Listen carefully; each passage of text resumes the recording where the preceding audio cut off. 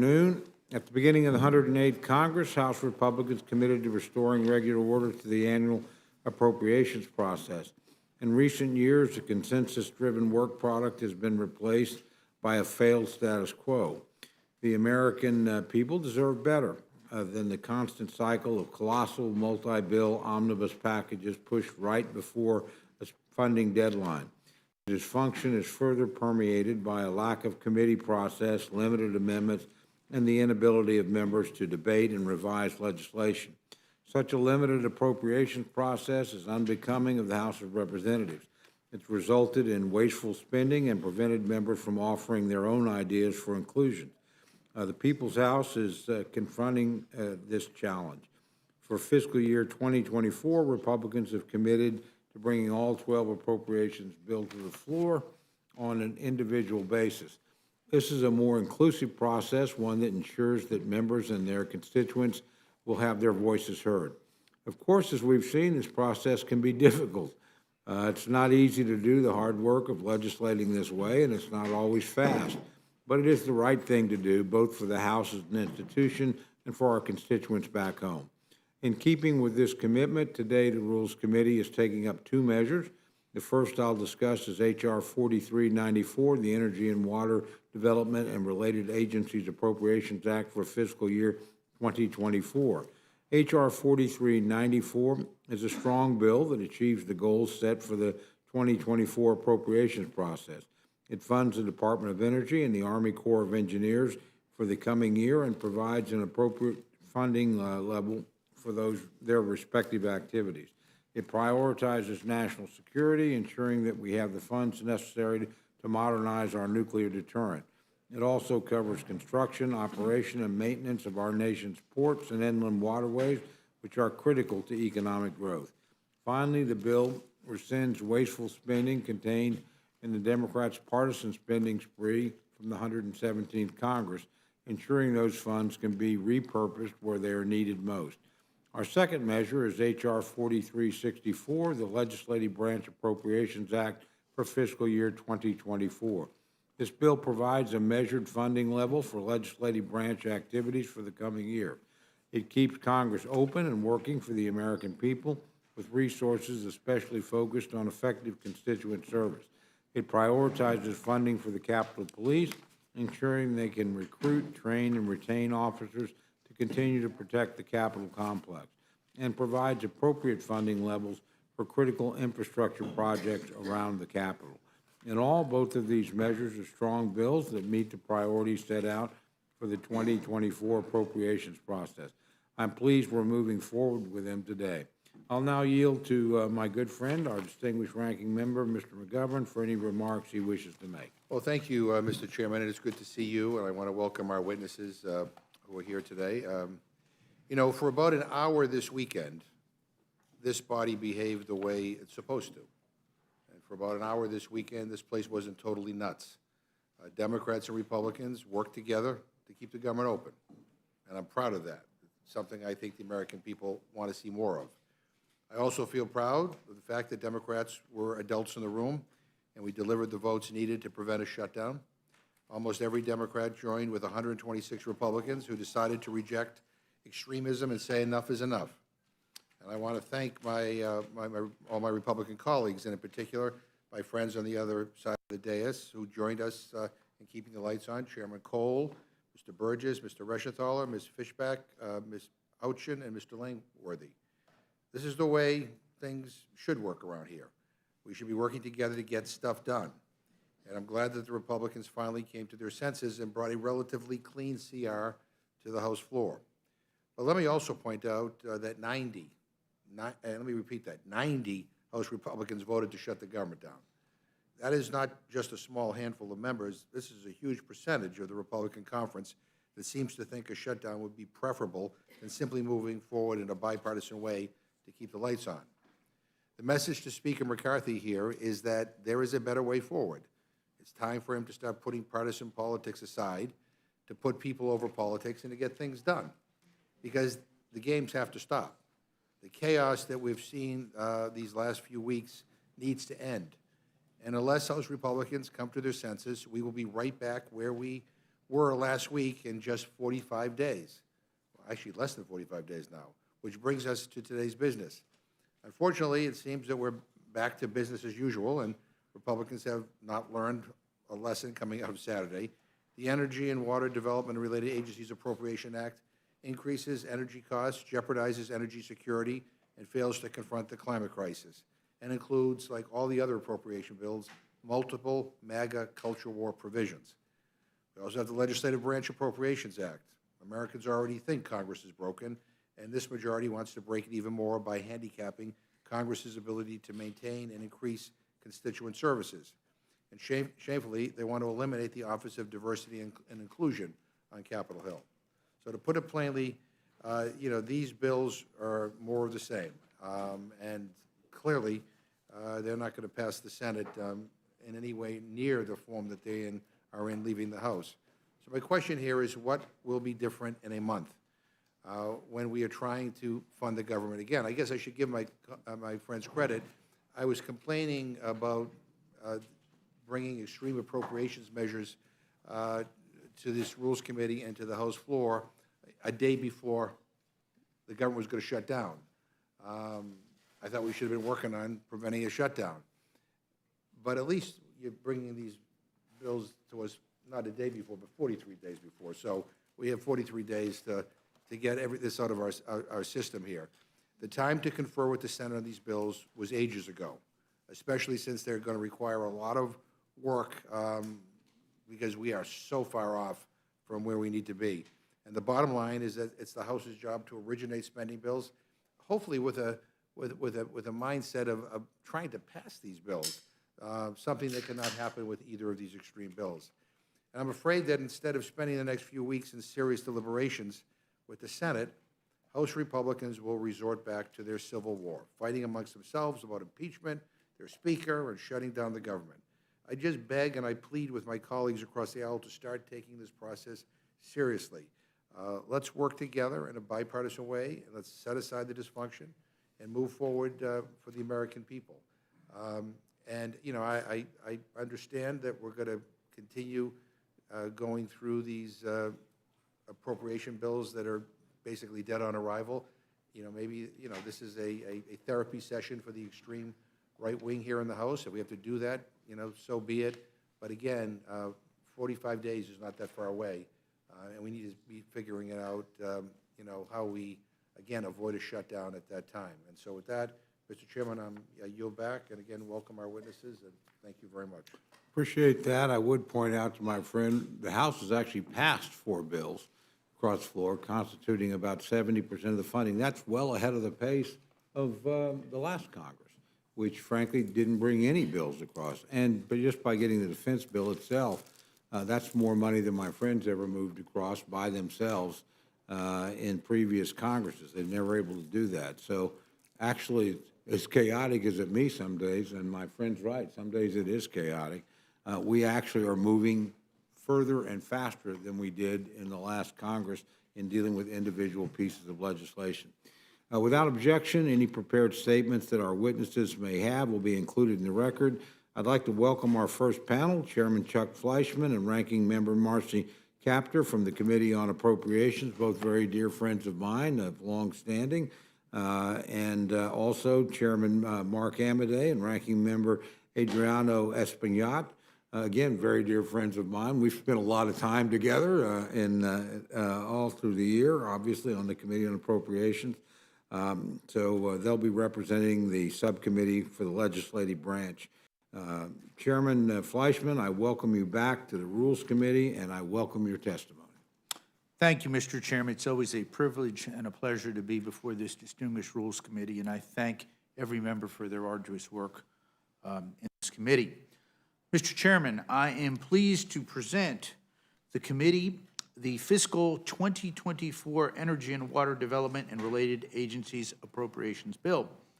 Mr. Chairman, before I review the bill, I'd like to thank you, Ranking Member McGovern, and other members of the committee for all the hard work you do to ensure a fair and orderly process.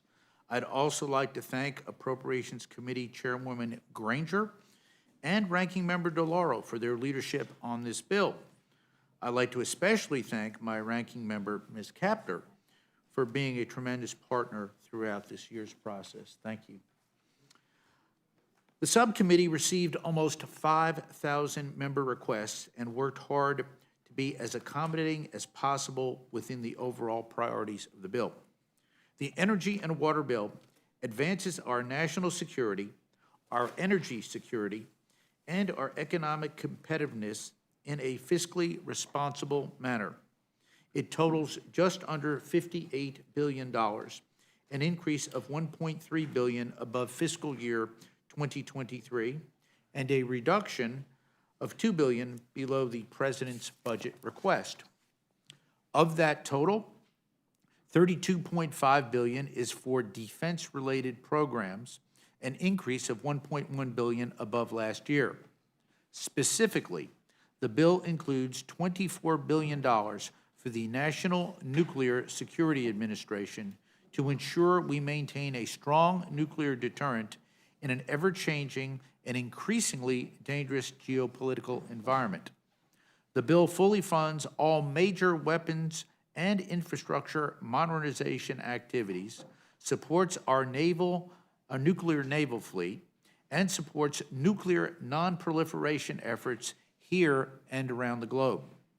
The bill has an effective non-defense total of $25.5 billion, an increase of $143 million above fiscal year 2023, and a reduction of $1.6 billion below the President's budget request. At the Department of Energy, funding priorities include continued strong funding for nuclear energy, including domestic uranium enrichment capabilities and small modular reactors. The Office of Science, including fusion energy sciences and the full spectrum of production technologies to reduce our reliance on foreign sources of critical minerals. Programs that have significant amounts of previously appropriated but still unspent funds generally receive less new funding. On the water side of the bill, the Army Corps of Engineers is funded at $9.57 billion, including full funding of the Harbor Maintenance Trust Fund activities and ongoing Inland Waterways Trust Fund construction projects. These investments will help ensure goods can be moved safely to and from global markets. Funding for the Bureau of Reclamation totals $1.8 billion and prioritizes projects that increase water supply and support drought resilience. Finally, for both the Corps and Reclamation, members again were able to influence funding priorities by making community project funding requests. Very thankful for that. This year, the bill includes a total of $945 million for these projects. Thank you for your time and attention. I respectfully ask for a rule that provides for orderly consideration of this bill. I yield back. Thank you, gentlemen. We'll next go to my very good friend, Ranking Member Kaptur. And before I do, it's always, it's widely known, but worth pointing out, Ms. Kaptur was the first woman ever to serve on the Rules Committee and the longest-serving member of that committee as a female committee member in the history of Congress. So it's good to see my friend, and you're recognized for any comments you care to make. Thank you, Mr. Chairman. It's a pleasure to be here. Chairman Cole, we are good friends. Chairman McGovern, and to all members of this very important Rules Committee, and to my dear colleague, Chuck Fleischman from Tennessee. It's such a gentleman and always very, very easy to work with. We may differ a bit today, but let me just say this for the record. The U.S. economy is growing at record rates, and America is producing historic levels of job growth due to laws enacted in the last Congress. There's almost no community you can go to where you don't see earth-moving equipment and cranes everywhere. With this historic job growth, revenues are now coming into the private sector and the federal government at much higher levels than before, because post-pandemic, millions more people are working. Companies are earning money. Indeed, our nation has bent the debt curve as a percentage of gross domestic product for the first time in modern history. So dampening our nation's economic growth is not in our national interest as we make progress to pay down our nation's accumulated debt.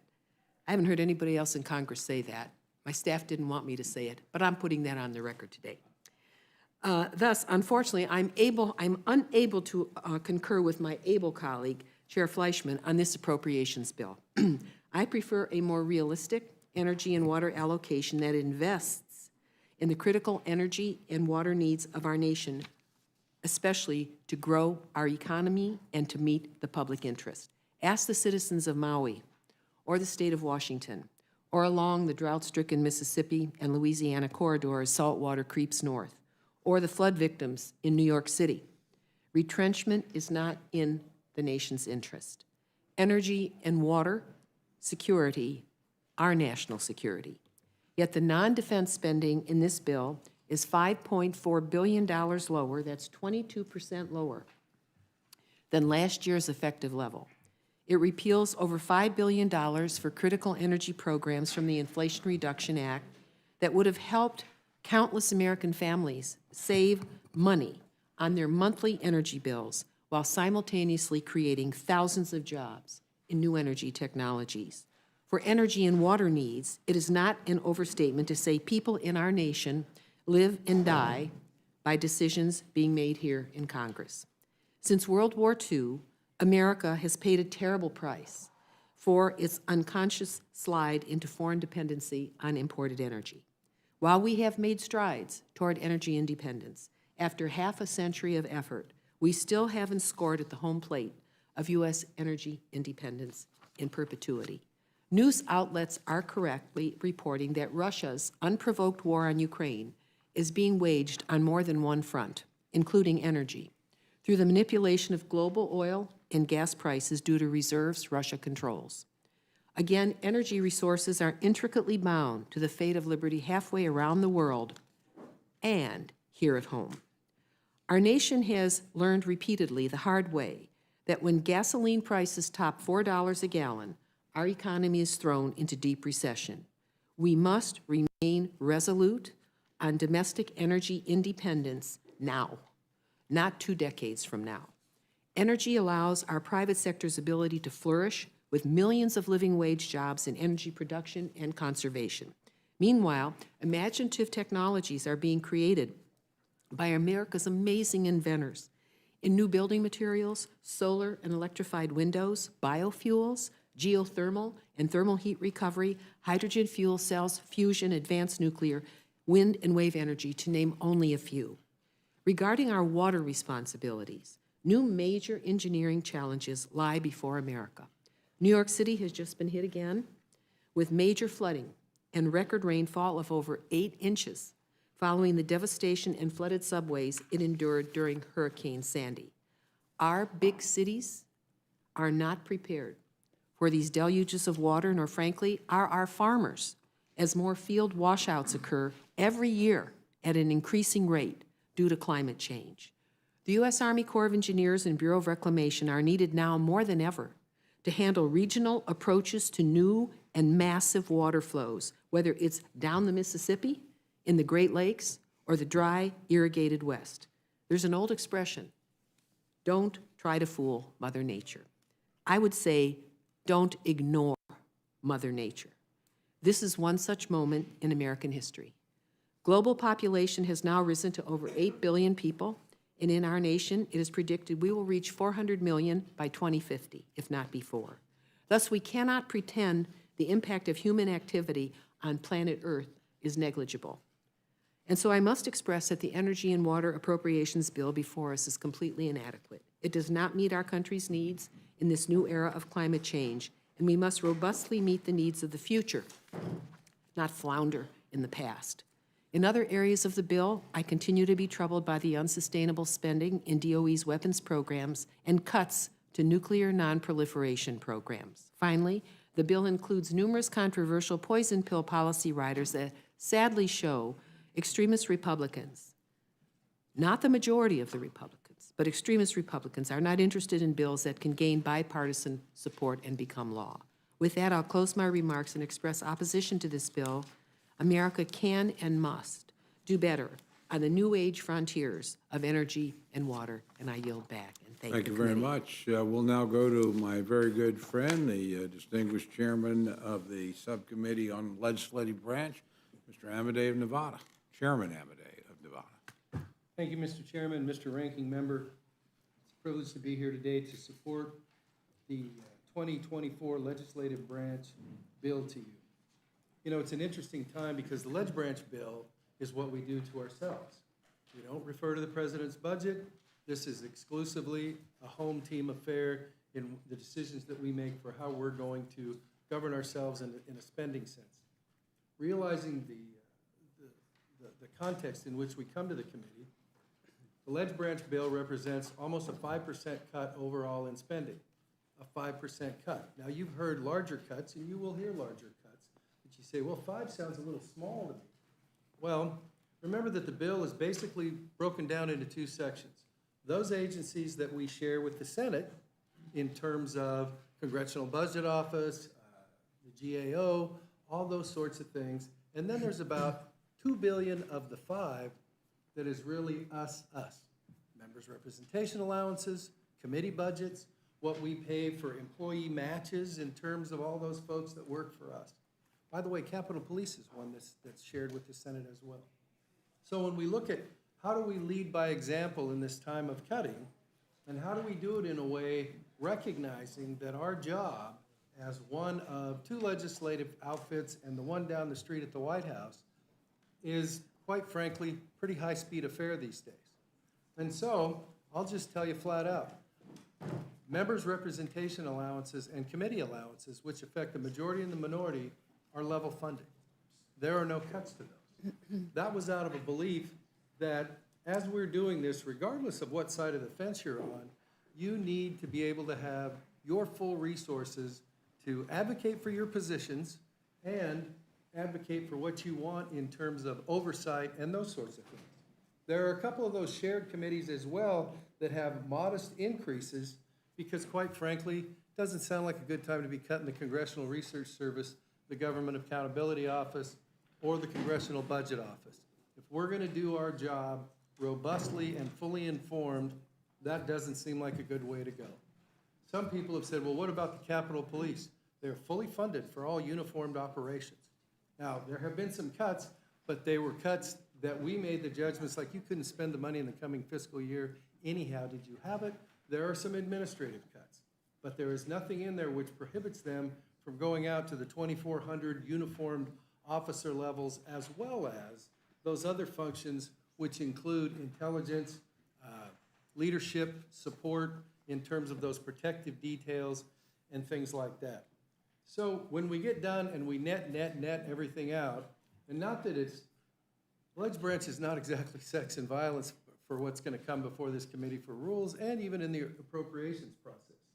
But when you net everything out, it's about 0.4% of what the federal government spends in terms of our appropriations allocations. Doesn't mean it's not important, doesn't mean we didn't take that job seriously, but we have tried to exercise it in such a way that we could say we have led by example in that our budget in Leg Branch is not beyond taking a look. Architect of the Capitol is an example. It's like, what are your top 10 projects? We can't go to the top 15, we don't think this time, things like that, but nonetheless, have held the line in terms of your ability, whether you're a member of the minority or the majority, to do your job with level funding for MRAs, and if your committee staffs that you rely on, majority or minority, still have the same funding as they had in last year's. We think that's an important signal to send to folks in the country about, well, are they going to be doing their job, are they not going to be doing their job, or are we going to try to tie one hand behind their back? The last thing I want to talk about, and then I'll be happy to stand for questions, is there's been some discussion of the Office of Diversity and Inclusion and how it was eliminated. I guess it depends on how you do elimination. The office had about a $6 million budget, and it was moved into the chief administrative officers. Its mission and its funding was moved in there. It was cut in half, and I won't go into some of the oversight issues that came up in terms of how the previous year's funding was spent, but by the way, it was created by rule, not in statute or anything along those lines. So If you say that that mission has been eliminated, I would respectfully disagree. It's under the Office of Talent and Development. If the committee wants more information on what their charge is under the CAO, happy, it's a very transparent thing, but the decision was made in this bill. We're not going to continue to let it go down the path it was, with the funding it was. And oh, by the way, that move also gets you some support, since there were what we thought were multiple different areas there where there was some duplication of services. So, mission was maintained, name was changed, still have about $1.5 million dedicated to that function under that name. Finally, I want to thank my ranking member, my fellow Juan Marichal fan, Mr. Espaillat. We both agree he was a heck of a left-handed pitcher, and nothing that this committee does is going to change my mind on that. And with that, I request your favorable consideration, and I look forward to your questions. Yield back. Thank you very much. And I'll go to another of my, one of my very good friends from the Appropriations Committee, Ranking Member Espaillat, the Legislative Branch. You're recognized for any comments you care to make. Thank you, Chairman Cole. I may add that Juan Marichal was a high-kicking right-handed pitcher. But good afternoon, Chairman Cole and Ranking Member McGovern.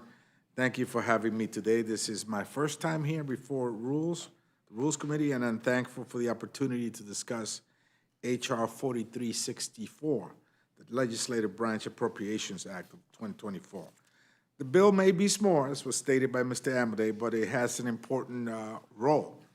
Before I discuss the bill and its merits or lack thereof, let me take a moment to say hello to my colleagues from the great state of Nevada, Mr. Chairman Amodei, and to thank the staff on our side, Faye Cobb and Monica Garay and Raquel Spencer, as well as the majority staffers, Michelle Runshuttle and Jacqueline Ripke.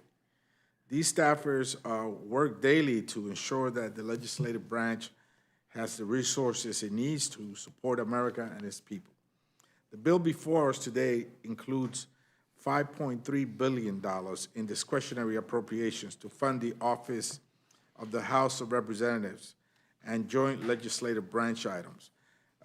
This is a decrease of 4.7% from fiscal year 2023 enacted House levels and a 2.4% decrease in total allocations included in the Senate items. I agree with the chairman when he says that the bill ensures that Congress remains open and provides the resources for Congress to serve their constituents and conduct our oversight responsibilities. However, this bill could and should provide much more. The bill does provide funding for the United States Capitol Police and House Sergeant at Arms. However, in my opinion, this bill does not do enough to implement additional security enhancement, such as additional efforts to secure multiple district offices and programs that provide a more comprehensive view of the perimeter of the Capitol Hill complex to identify potential security threats more effectively. After the attack on January 6th, and more recently the attack on 2 congressional staffers in their Virginia district office, I feel strongly that our staff deserves to have a safe place to work, and our visitors also deserve an even safer place to visit and receive services. In addition, our men and women in blue who work hard each day to secure this campus deserve to have the best equipment, tools, and resources at the ready. Securing this campus has always been a priority of this subcommittee. We should work to protect the campus that supports the governance of our democracy. The bill keeps the lights on the legislative branch agencies. However, the legislative branch bill should never be a place where divisive politics is perpetrated. The legislative branch bill should be used to ensure Congress has the tools it needs to legislate and support the constituents we serve in a fair, transparent, and equitable manner. It should be used to ensure that we have a successful democracy that serves all people. Instead, and unfortunately, this bill contains some very concerning messaging provisions that have no place within the legislative branch appropriations bill. This bill, just as with the other 12 appropriation bills, contains provisions that eliminate diversity, equity, and inclusion programs and allow for discrimination towards the LGBTQI plus community. The Republicans are obsessed with cutting federal funds and eliminating programs that help to grow and diversify our country.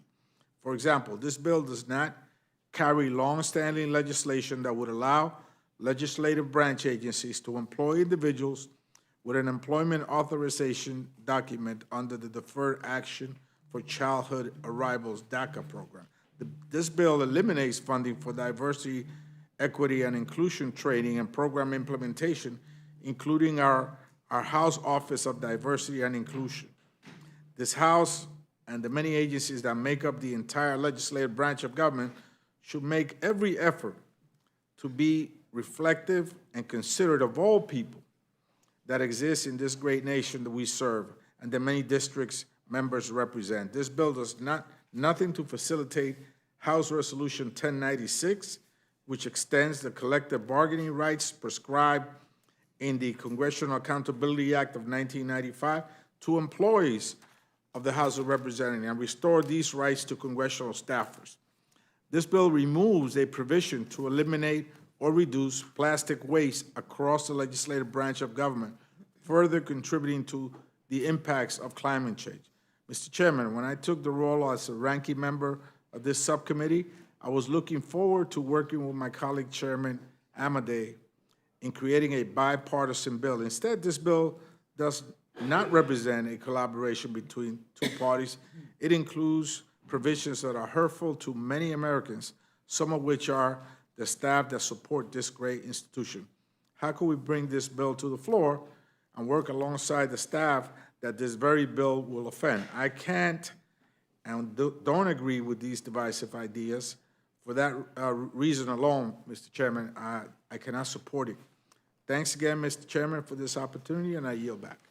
I thank the gentleman. Of course, I've had the opportunity to listen to all four of you for many hours in the Appropriations Committee, so I'm going to defer questions and go to my good friend, distinguished Vice Chairman of the Rules Committee, Dr. Burgess, for any questions he may have. Thank you, Mr. Chairman, and I appreciate all our witnesses being here today. I do have to respond to some of Mr. McGovern's, the ranking member's observations at the start of this hearing. Yes, it is true that I voted in favor of the continuing resolution bill on Saturday. We have such a devastating problem on our southern border in this country. It is just an unbelievable crisis. And only now are other areas in the country waking up to just how dire the situation is in Texas. And my hope is that even this week, we're going to be able to get something moving to provide some help to those states that have been so affected by this massive influx of people who've come in without permission. I knew that during an appropriations lapse, it was going to be impossible to get anything done. That if I wanted increase in border security, that was going to have to come through the federal agencies, and keeping them open was the only rational alternative to take. But Mr. McGovern, before you wax too eloquent on how I've become reasonable in the last week, please don't let me disabuse you of that notion. I am not reasonable, but the only way to get the safety that this country, our citizens, demand and deserve was to keep the federal agencies open so we can deal with this crisis at the southern border. It's just as big a problem as any of the other disasters that we're dealing with in the country right now. All I said was thank you. Yeah, I'm gonna, again, let me disabuse you. I won't, I reclaim that. Yeah. Thank you, that's very helpful to me. If you can refer to me as a MAGA extremist, that would be helpful to me too at home. Mr. Fleischman, I appreciate all your work on this. I always appreciate the attention that you give to making certain that we have the domestically produced uranium that we need in this country to keep our nuclear fleet alive and functioning. One of the things you said in your testimony that actually got my attention was that there was, you minimized the increases to those departments that had unspent, unobligated funds in their ledger. And That's kind of a novel concept for people who think that everything gets spent down to zero every year. There are, in fact, some parts of the Department of Energy that do still have unspent funds from prior appropriations. Is that not correct? That is absolutely correct, Dr. Burgess, and I'm so glad that you pointed that out. For my colleagues on both sides of the dais, there are literally billions of dollars in some of these accounts to which, if we are making cuts, these are accounts that we are perfectly fine with. These are programs, rather, that we're perfectly fine with, but they have not spent literally billions and billions of dollars. So they've got a backlog in dollars, and in tough fiscal times, we've had to make these decisions. So that's why we were actually able to be a little bit more parsimonious in those areas. Thank you. And let me just ask a general question. And we've had, in Committee on Energy and Commerce, we've had some oversight hearings into the fiscal management of the agency, and that's where this concept of unspent, unobligated money came from several years ago in an oversight hearing that we had. But really, across the multitude of federal agencies, this is a significant sum of money, to the point that had we encountered an appropriations lapse on Saturday at midnight, it's not that the federal government was suddenly out of money. There, in fact, was significant money. But unfortunately, the president and the cabinet secretaries would be in charge of how the money was spent, and we couldn't trust them to spend the money in a way that would benefit the American people. In fact, they might be hurtful to the American people. Is that not correct? You're absolutely right. Again, Dr. Burgess, I, like you and many people on the dais, voted yes to keep the government open. A government shutdown at this point in time, I think, would have been very difficult for the border, for the American people, for our troops, and for a plethora of other issues. Having said that, I think you've been very astute and acute in pointing out the fact that the administration, in this case a Democratic administration, would have literally been in control of where to spend and not to spend. And again, I did not want to yield that authority to this administration at that time based on their past performance. So I and you and others, in our view, did protect the American people with that vote to keep the government open as we work in the next 45 days to get to a place where we can come up with a fiscally responsible package that passes hopefully all 12 House appropriation bills. I want to thank all of our witnesses for being here today and for your thoughtful testimony. I'll yield back and recognize the ranking member of the Committee on Rules. Well, thank you, Dr. Burgess. Again, I apologize for saying thank you to you for voting for the CR and keeping the government open, although I am grateful because I think many of us understand that a government shutdown would not be good for our economy, would hurt a lot of people.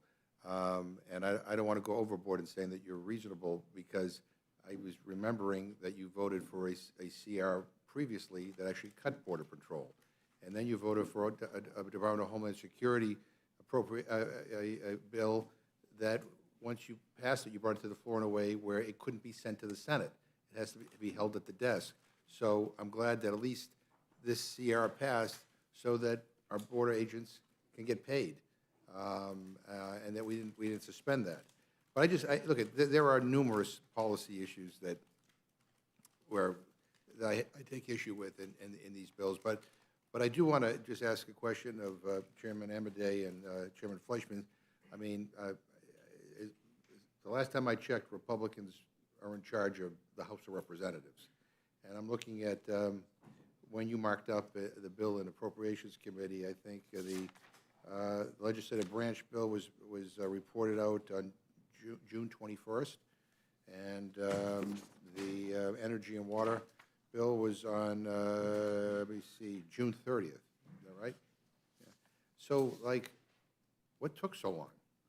I mean, the committee did hearings, and subcommittee hearings and markup, full committee markup, and you know, I'm just puzzled why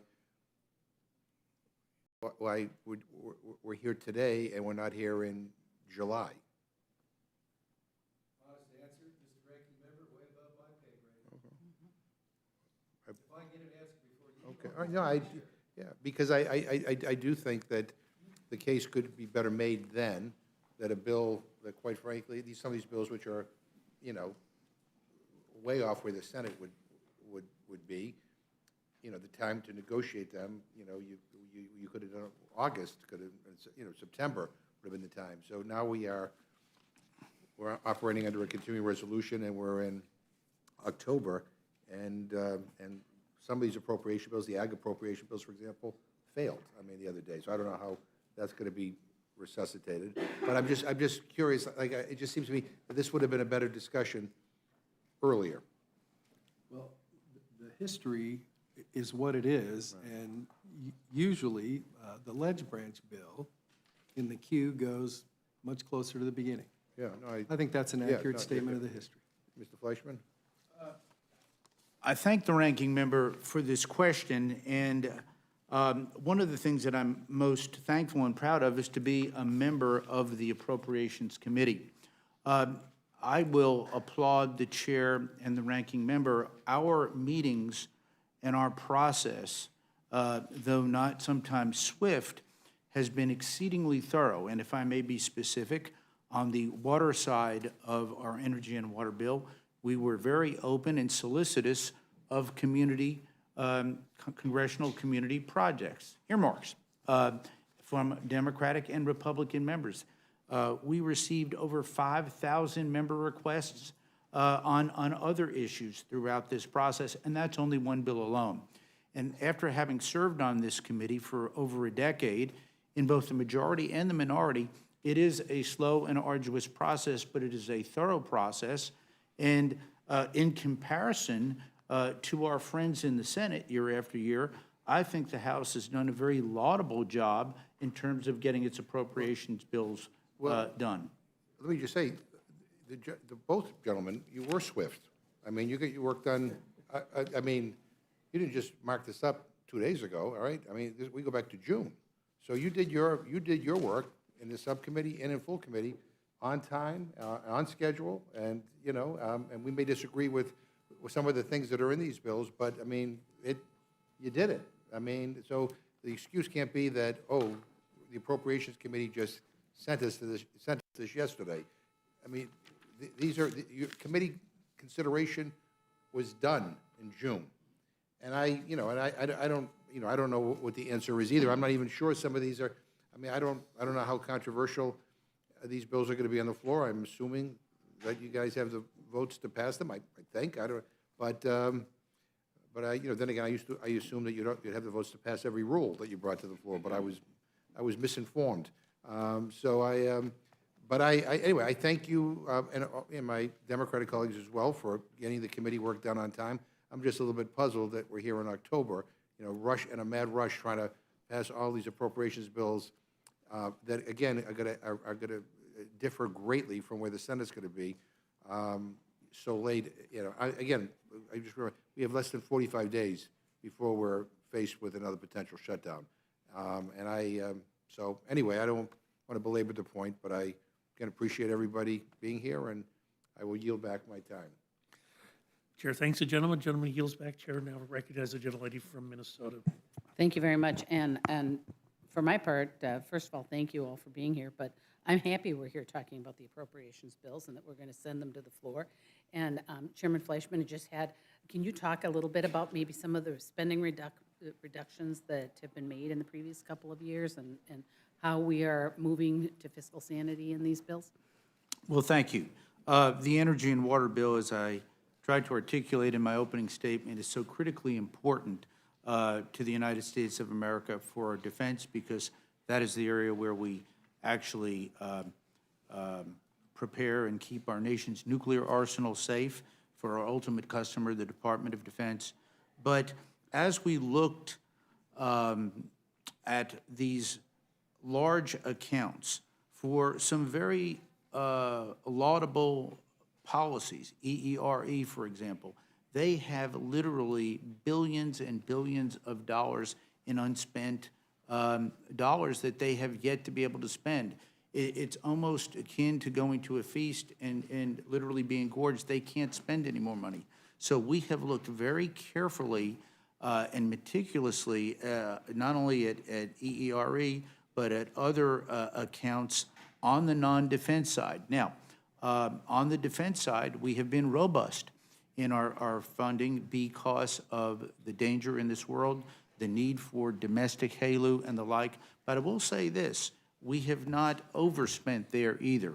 We get an allocation to 302B, as do the other subcommittees, but by and large, we have been in the past very, very careful, and we will continue to be very careful as we move forward and make the tough decisions in a very fiscally challenging environment. And so, Chairman, you moved you rescinded some funds, and you moved those into those important areas that you're talking about. That is correct. Okay, and I just want to say, I appreciate that you did the work, and you looked at these, you looked at the programs, looked at where we could cut, and didn't just do it across the board. You really are sincere about finding out where we can save money and return to fiscal sanity, so I appreciate that. Chairman Hamadeh, you know, I know that you guys want transparency, and your subcommittee is really, really focused on that. But so I just want to give you the opportunity to talk a little bit about the bill and how in the bill you've boosted the transparency. Thank you, my colleague from Minnesota. First of all, it was absolutely by the T as in transparency book in terms of we did all the hearings that we were supposed to. We interviewed even down to the $200,000 and $400,000 line item account level. So we knew even if it was something where you're like, well, it's 200,000, we don't, it's like we had everybody come in and go, what are you doing, blah, blah, blah. Put all that on the record in those hearings. Then the markup, once again, if you wanted, if you knew how to stream and do all that other sort of stuff, then you were there, you were watching that process go forward. And then once again, in the full committee, fully streamed on whatever span it is, 3, 4, 5, C-SPAN, something. To where if you were following what your ledge branch folks were doing in the 118th Congress, you could watch it without having to try to figure out how to get to DC, take somebody's word, that sort of thing. So there are no mysteries there. And to be honest with you, the discussion was healthy, even though it wasn't always agreed upon with my colleague, Mr. Espaillat. I mean, we had some pretty serious discussions about DACA and inclusion and all those other sorts of things. And then, further than that, reached out when there was a question if we needed to get somebody to, we had the Congressional Research Service, we had CAO's lawyers going, hey, what about this question? We want a memo from you so that we can try to see where the committee's jurisdiction begins, ends, blah, blah, blah. But all of that was, none of it was behind closed doors. And frankly, I'm proud of my colleagues on both sides of the fence, both in the subcommittee and in the full committee, to where I would dare say there was a full opportunity for people to say, I like this, I don't like this, or here's why I support it, which I think is what the process should be, back to transparency. Well, and I appreciate that you, like Chairman Fleischman, did the hard work, and you looked at everything. And so I appreciate that these bills are now coming to the floor, because I have confidence that you put together a bill that, you know, not only cuts, but looks at what we need to be doing. And I know that there's some IRA provisions in Chairman Fleischman's bill that are redirected. And so I appreciate that, like I said, that you did the hard work, because that's what we need to do. We need to do that and look at everything. Well, and if I may, the process isn't over. Yep. You know, it's like, okay, so it goes to the floor, we'll see what happens at the floor, and then, obviously, it won't be news to anybody in this room that maybe the Senate will have a little different idea than what we had over here, and so that process will continue. So, in context, let me just put it to you this way, I don't have any wish I'd do-overs on anything that we hit. Wonderful, and thank you very much, and thank you all for being here, and I yield back, Mr. Chair. Gentlelady yields back. Chair thanks. Gentlelady. Chair recognizes the gentlelady from Pennsylvania. Thank you, Mr. Chairman. So we're back in the Rules Committee, where we've spent so much fun time together over the past month. Over the weekend, our Republican colleagues brought us to the brink of a devastating shutdown of the federal government. For weeks, my office has been answering calls from concerned constituents who feared that their paychecks wouldn't come and that critical government services that they rely upon would be interrupted. Thankfully, we were able to pass a continuing resolution without right-wing extremist policies in it, as House Democrats have been urging throughout this entire process, and as the Senate has apparently been able to do on a bipartisan basis. So now we have less than 45 days before another funding deadline. You know, after the majority party brought us to the brink of disaster with their reckless and chaotic approach to government funding, you would think they'd be willing to try what works, to come to the table, to work in a bipartisan manner, to honor their agreements with respect to funding, and to pass the spending bills that Americans need. But apparently not, because here we are again, considering more partisan spending bills that are loaded up with culture war poison pills and slashing necessary funding. We know that the Department of Energy's funding bill, it's going to raise energy costs for working people, undermine some of our climate rescue efforts, and increase our dependence on foreign energy and fossil fuels. We know our seniors and families, if this bill were to become law, will struggle to heat their homes this winter, and that's a huge issue in my district. We know that American innovation in clean energy will be stifled. So this is not serious governance. Representative Kaptur, can you tell me how this bill hurts efforts to bring fuel prices down, especially our long-term efforts? Thank you very much, Congresswoman Scanlon.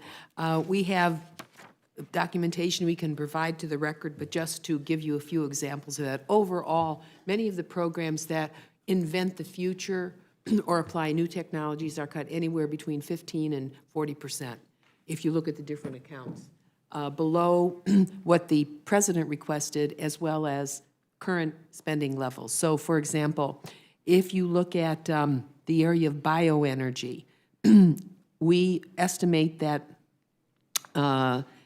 this bill will cut 14% from the current programs. Okay, that's about $83 million. And that particular sector contributes now over 1 million jobs in our economy.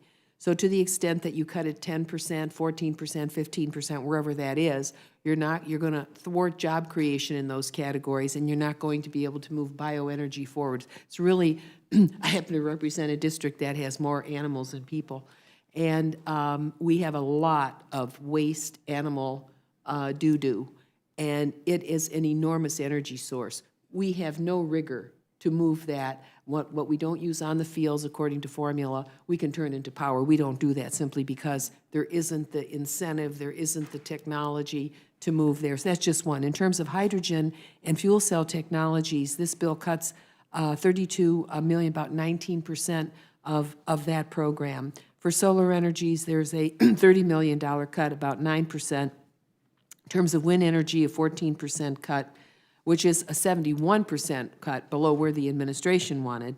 And then for water power technologies, we're at about a 13% cut, but about a third cut from what the president asked for. For geothermal, and this is one that really is so simple in a way, if people would understand what it is. But that cuts they cut 45% below the budget request.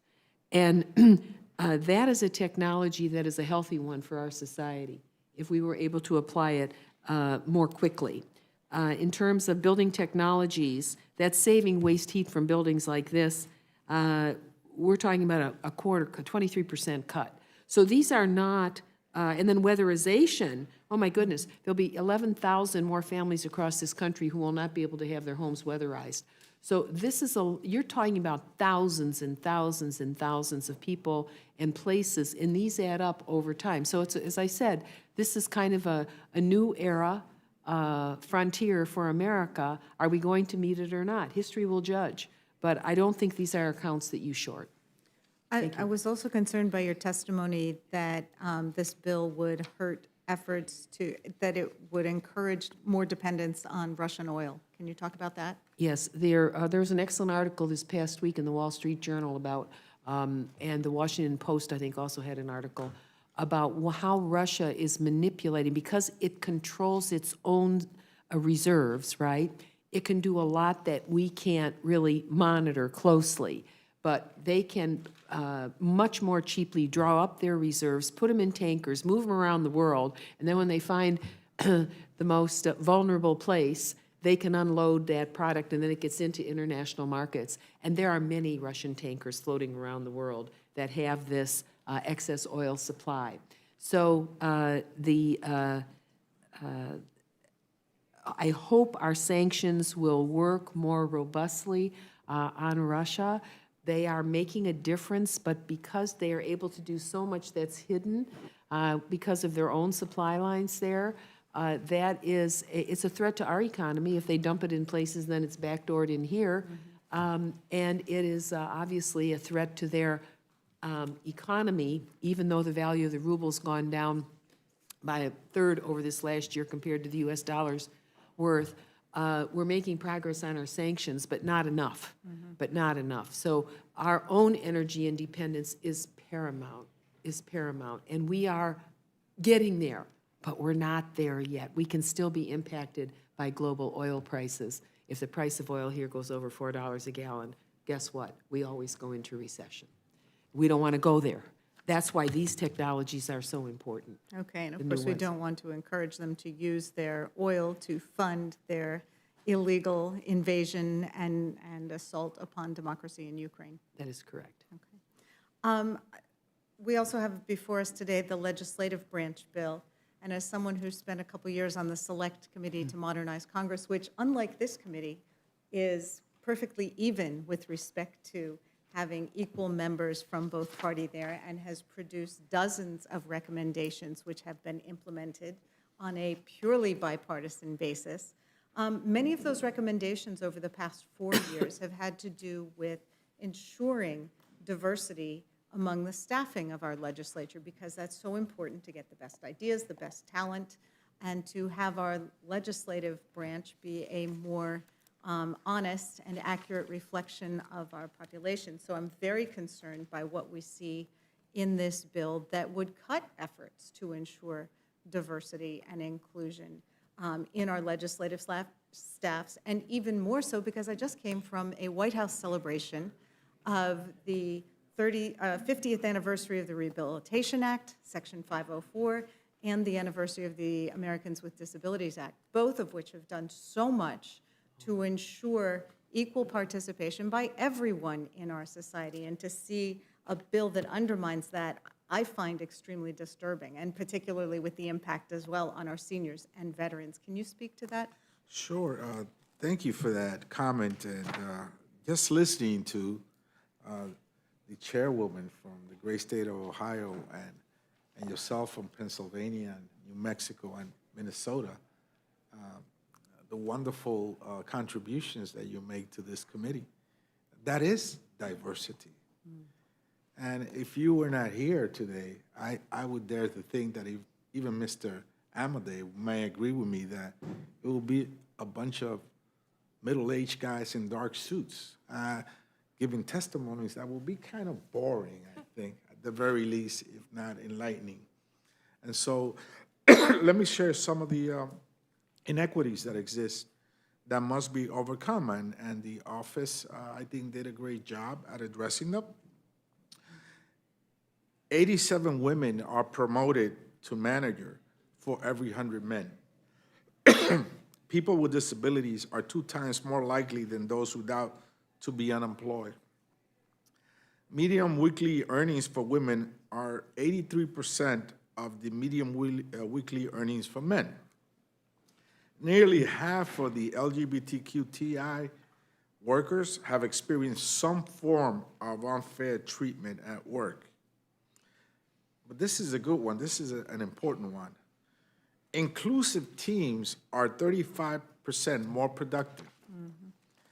Companies are 2.6 times more likely to retain their workforce when they employ a diverse and equitable staff, and measures are implemented in that area. So clearly, It's good for government, it's good for this discussion, obviously, and it's good for the nation.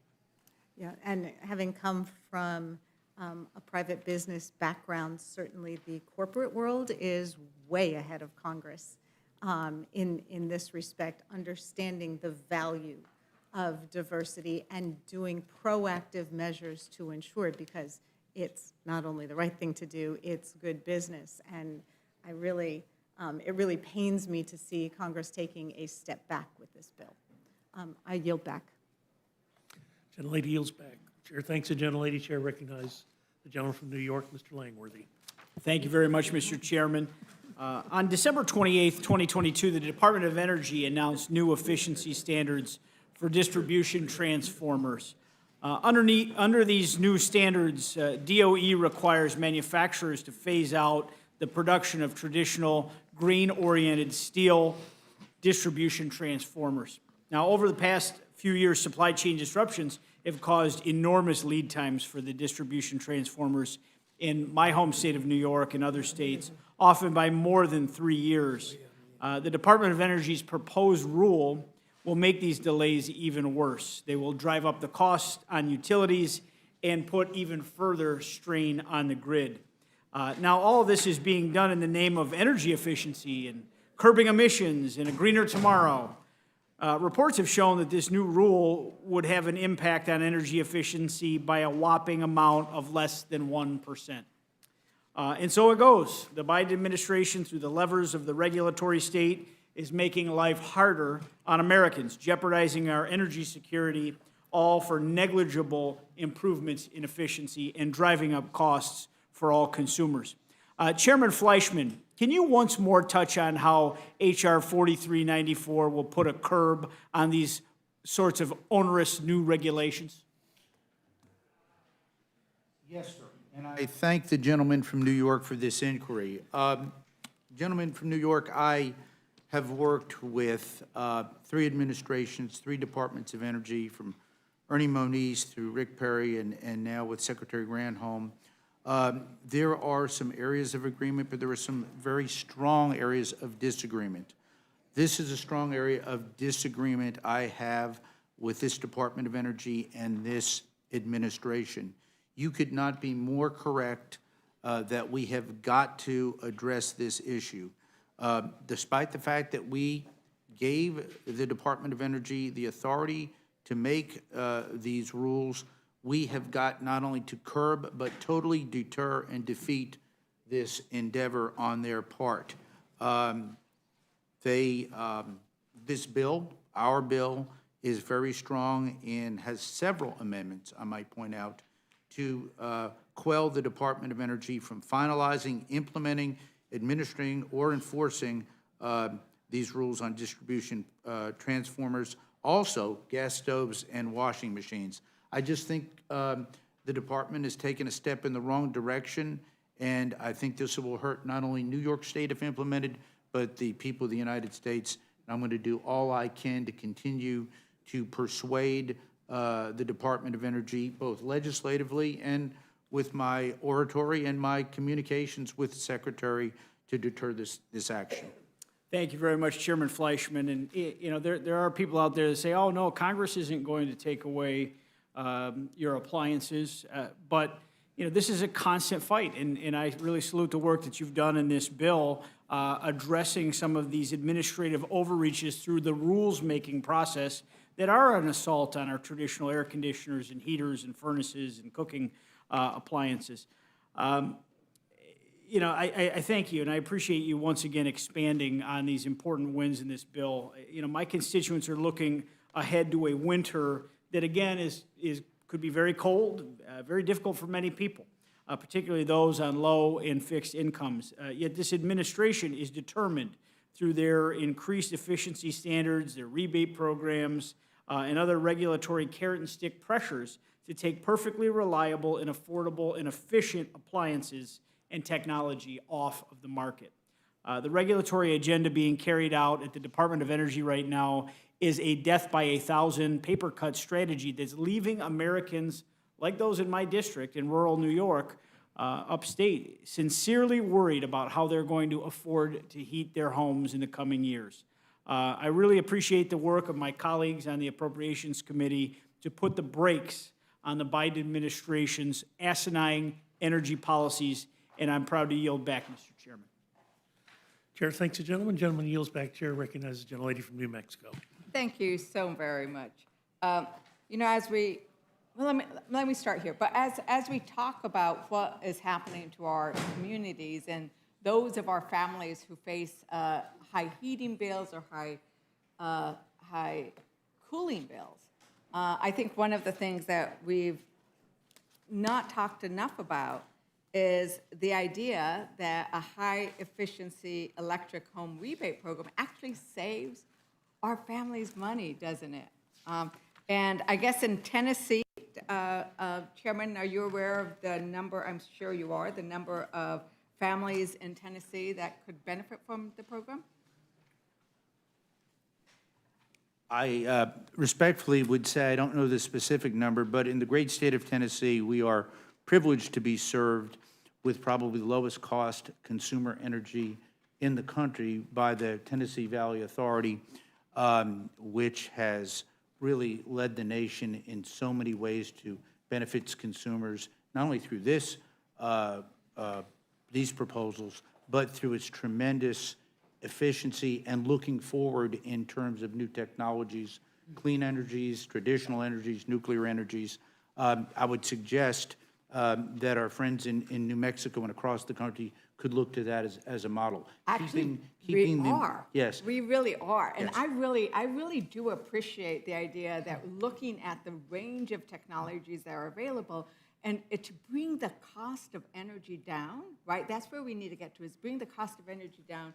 And Ranking Member, I loved your vision that you had of where we could be, because I think that's what's most exciting, is not, worried about an attack on gas stoves. I mean, I don't think gas stoves have rights. I love my gas stove, but I want a better, more efficient one. But really, people, right? We need to avoid attacks on people and the family, and instead have a vision that is, in some sense summarized by what's happening in Tennessee, of how they're looking forward to a vision of an energy future that does not have us dependent on Russia and what happens in the international markets, that does not have us dependent on China for their solar panels and what they might be doing. And that is, I think, a big concern, is what happens when we cede the territory to China for innovation.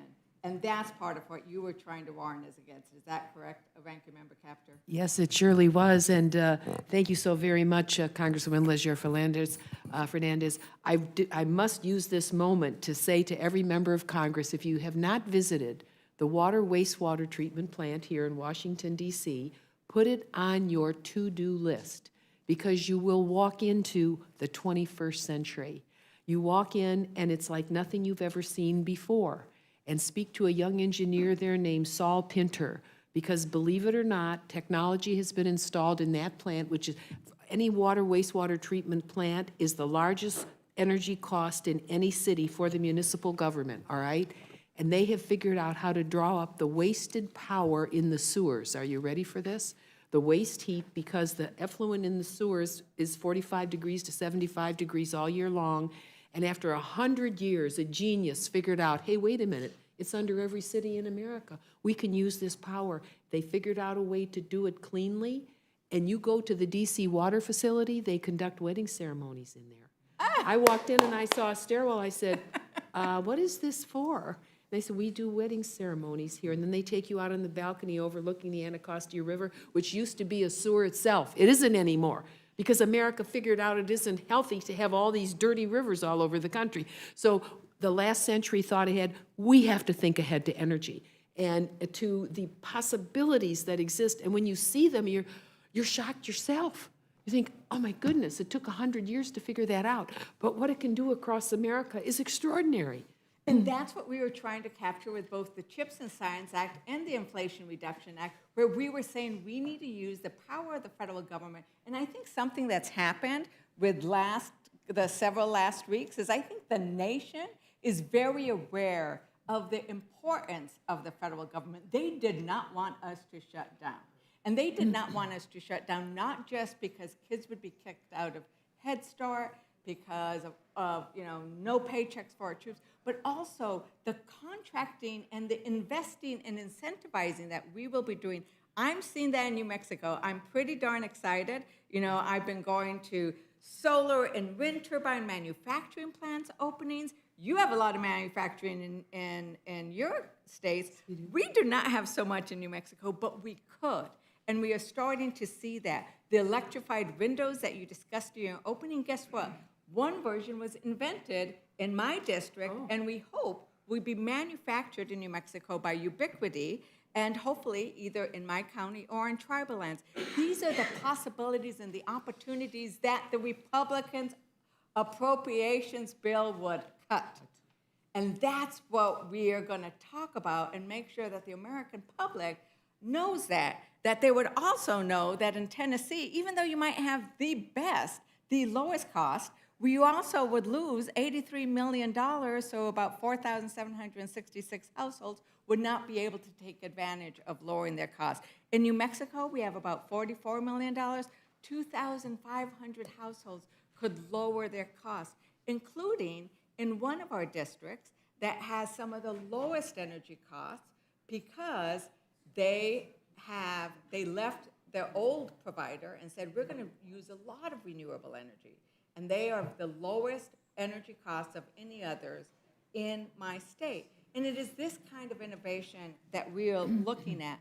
One of the things that is really worrisome about these cuts is what it does to rural America.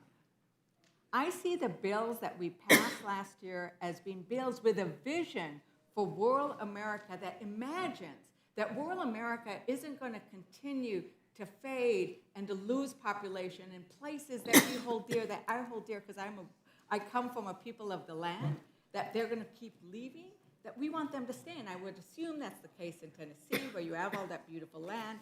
That's the case everywhere. And part of my worry, and I'm going to try to talk a while because I wanted to ask Ranking Member Capter about the thought that when we build these wind farms, when we build, especially the wind farms, we are creating multiple sources of revenue for our ranchers.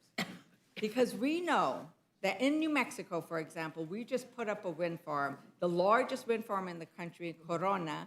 We dedicated a renewable energy line. I like to call it the Route 66 of renewable energy. Because we know those ranchers, 9 out of the last 10 years, they didn't make a profit. But when we put a wind farm on their farm and the cows can graze below it, that's an extra revenue source. And these kinds of cuts that are proposed in this bill and in the agriculture bill would hurt that.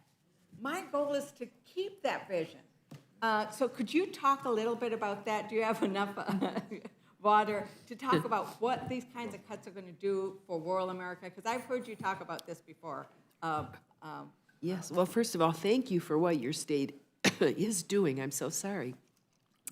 It's a little stuffy in this room.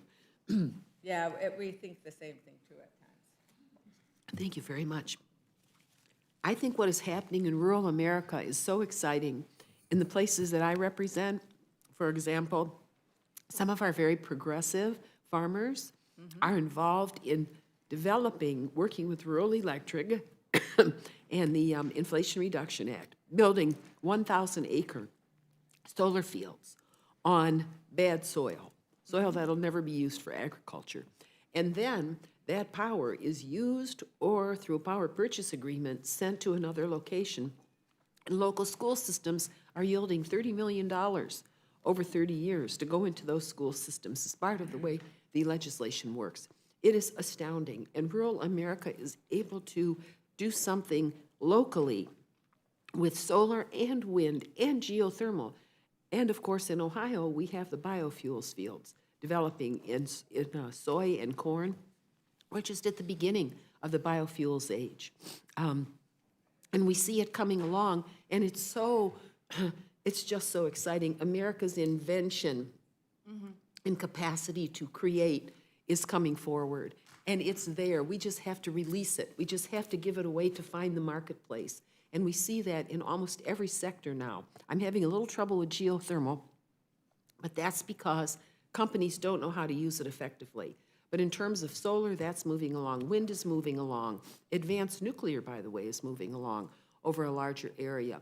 And conservation, we must never forget conservation, because now in Arizona, New Mexico, many of the states that are warm all the time, homes are being built in a way where water's being heated because the water heater faces south, and because of solar roofing, and because of what we're able to do now to both build in a more efficient way and conserve. 40% of our energy has to be conserved. We can't let it leach. We have to use it. And old technology isn't going to get us there. But you're seeing tremendous invention, especially in the western states, where power is so critical, right? So let me, just to ask the question is like, you're excited about, I'm excited. I'm actually seeing the chair nod his head up and down because I think he's kind of excited about what the possibilities are.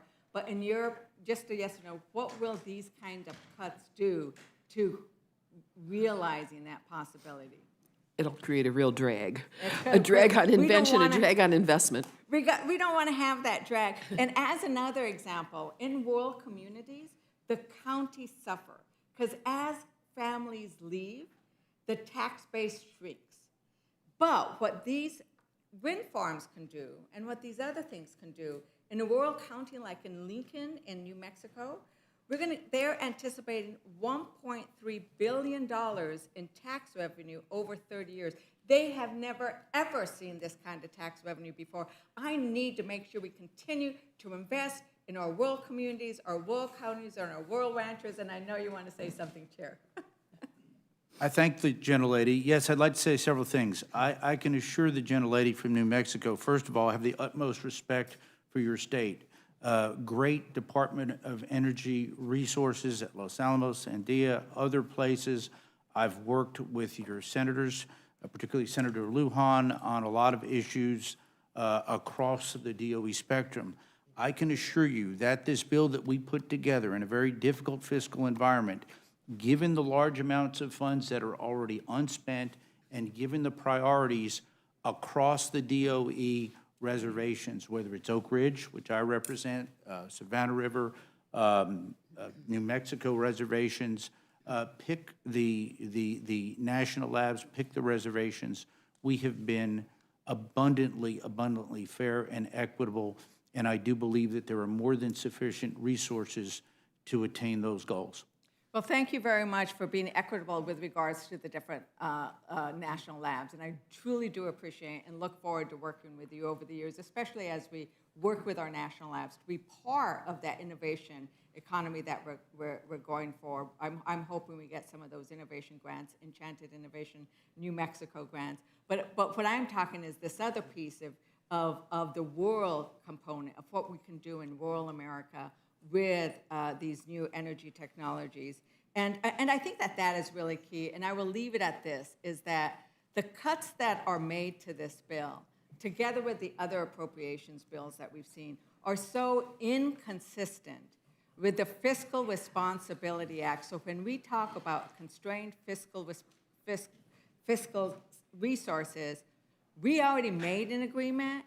It was negotiated, it was passed into law, it was signed by the Speaker of this chamber, sent over, signed by the head of the Senate, signed by the President, and this bill does not live up to that deal. It's about time that the House Republicans live up to the deal that we made. And I'm glad they did it. I'm thankful as well as that we did that on Saturday, but that is a problem. And Ranking Member Espaillat, thank you for the comment on diversity. I think that the idea of the pay gaps, last year as well as this year, I carry the Equal Pay Day resolution to point out how many more months a Latina must work to earn that of a man. And last year, it was 11 months. This year, an average Latina will not earn what an average white man does until the following year in January. And so when we talk about that, we do not need to address the issue of diversity. We are telling John Adams, who wrote in the Federalist Papers, that this body should be a miniature of America. And if we're going to be a miniature of America that beautifully reflects what America is, back then he was thinking of townsfolks and rural folks, but now we know it's much more beautiful than that. And that's why we need to keep these going. Do you want to add anything else to that, Ranking Member Espaillat? Of course, and just to highlight, Congresswoman, some of the great work that has been done by this Office of Inclusion, and Equity and Inclusion, Diversity.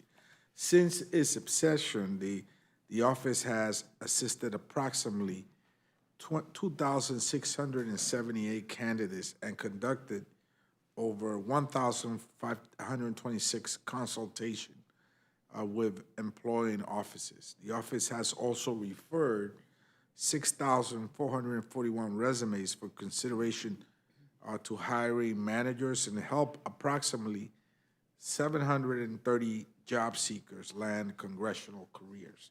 So this is the kind of work that this office has done, cutting it, dwarfing it, or moving it to another agency represents a compromise of his original mission, which, as you stated, is so important for the future of our nation.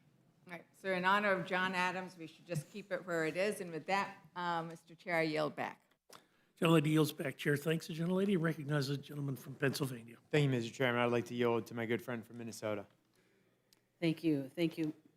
Reschenthaler, for yielding some time, because I just, as I'm listening, I want to remind everyone we are $33 trillion in debt, and we have to make difficult decisions.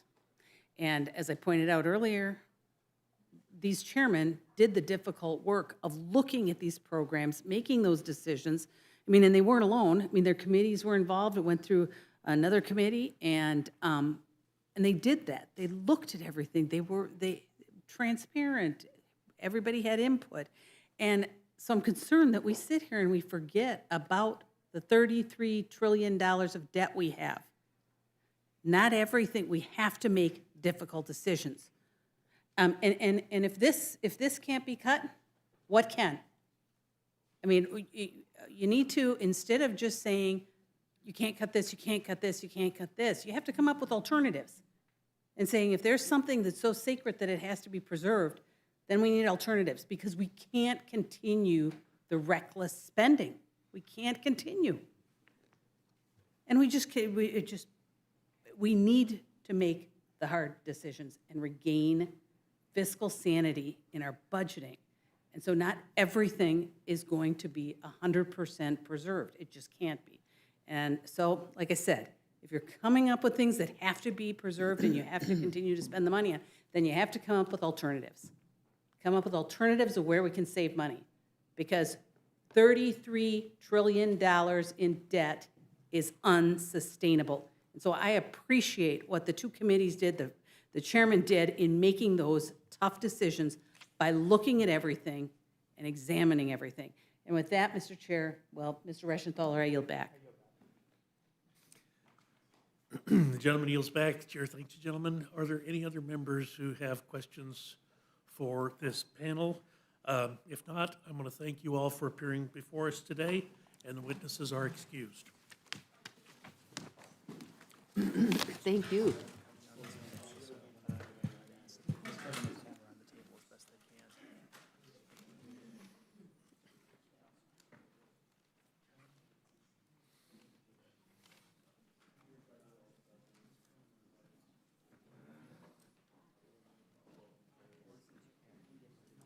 Bring the gavel over here just in case I need it. I doubt I will, but just in case.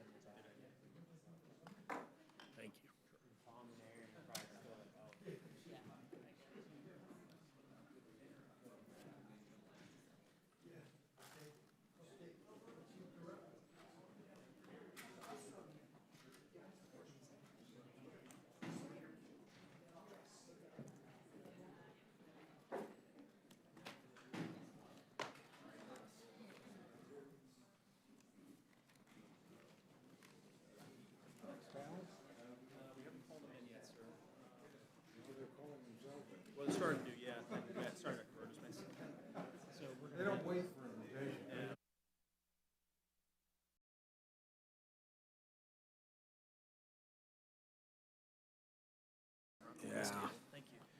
Very good.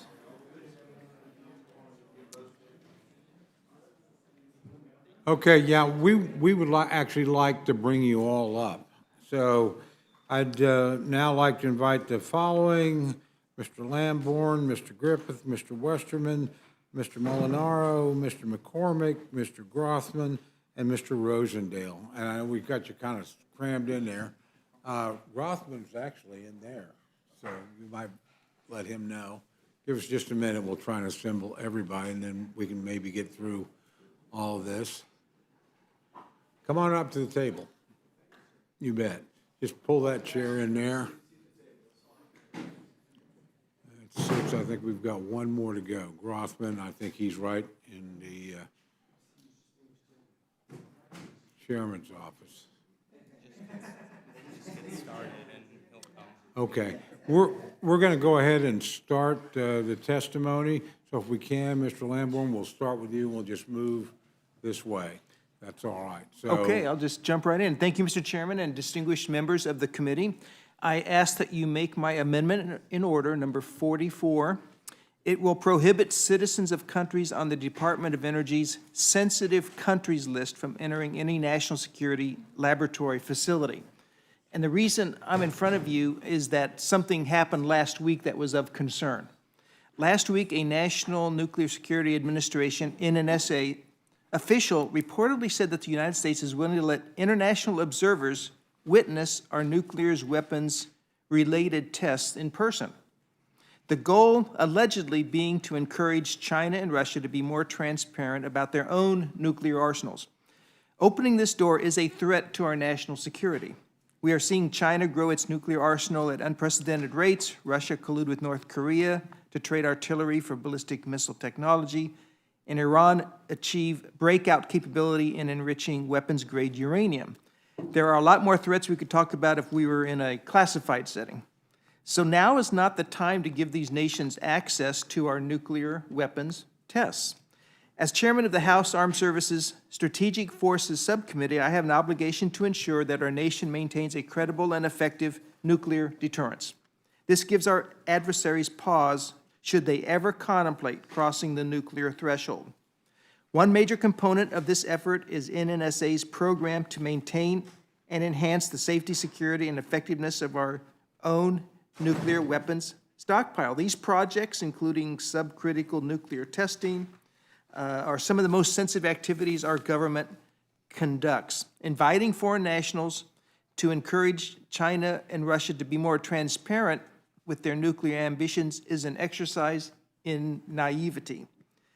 To make matters worse, this same NNSA official last week said, quote, while the U.S. would like to see China and Russia reciprocate, their refusal wouldn't necessarily be a deal breaker, unquote. So I could go on and on about the threats that are out there, but opening the door for folks from these two countries or any of the countries on the sensitive countries list in to see our tests especially when it's not being reciprocated, but in any case to come in and see our tests is just not the right time for that. There's a dangerous world out there that the threats are actually getting worse. So I don't want to stand by and see our nuclear deterrence be eroded, which I believe this would do. I ask that you make this amendment in order. It just says people can't come in who are nationals in these countries and watch our nuclear testing program in our national laboratories. thank you very much. Chair now recognizes Mr. McCormick to address whatever amendments he cares to. Thank you, Mr. Chair. I want to start today by thanking Chairman Fleischman and Ranking Member Kaptur for crafting this bill. My amendment number 67 prevents the Army Corps of Engineers from closing campgrounds around Lake Lanier. My amendment will ensure that these campgrounds are open for my constituents and people from all over the country to enjoy the outdoors in Georgia's 6th District. Lake Lanier is the most visited lake of the 464 federally operated lakes in the United States, with well over 10 million visitors annually. And they're from all over the world. The Army Corps of Engineers runs the lake and the campgrounds and the parks surrounding it.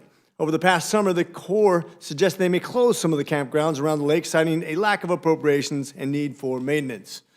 Congress provided $8.31 billion in annual appropriations for 2003, which was 26% above the fiscal year 23 presidential budget request.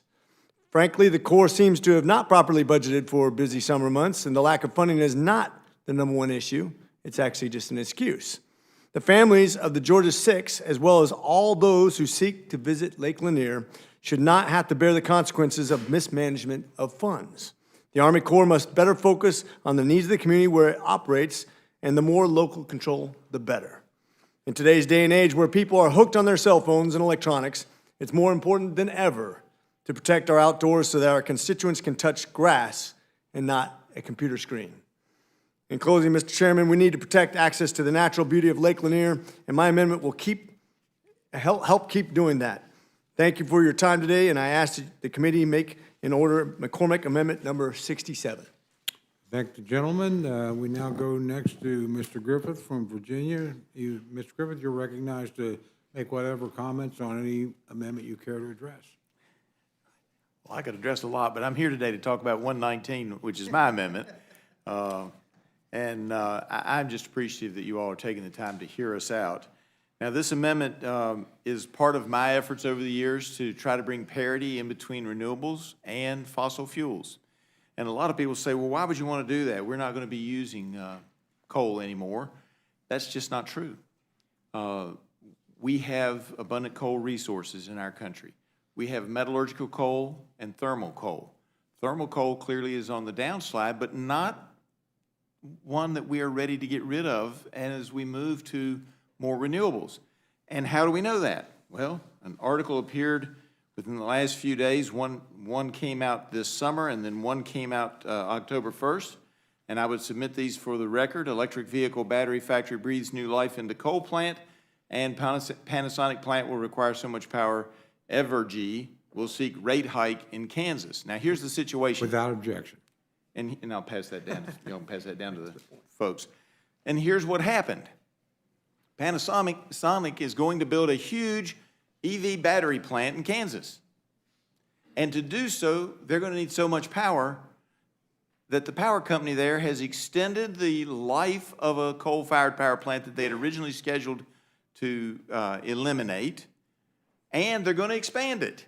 Now, eventually, they're going to move to natural gas for one of the units, but Unit 4 is going to be expanded, and it's going to burn coal at least for 4 or 5 more years than originally anticipated, because we can't move to the renewables without the baseload power to do it. And I would submit to this committee that that's not just in putting the EV batteries in, but as we move to have more and more cars that are electric vehicles, and as the public wants that in some places, and that's fine, that's part of us moving forward, we're going to need to continue to use coal. And so I would submit that as a nation, we need to continue to do a huge amount of research, and that's why I've always been for parity.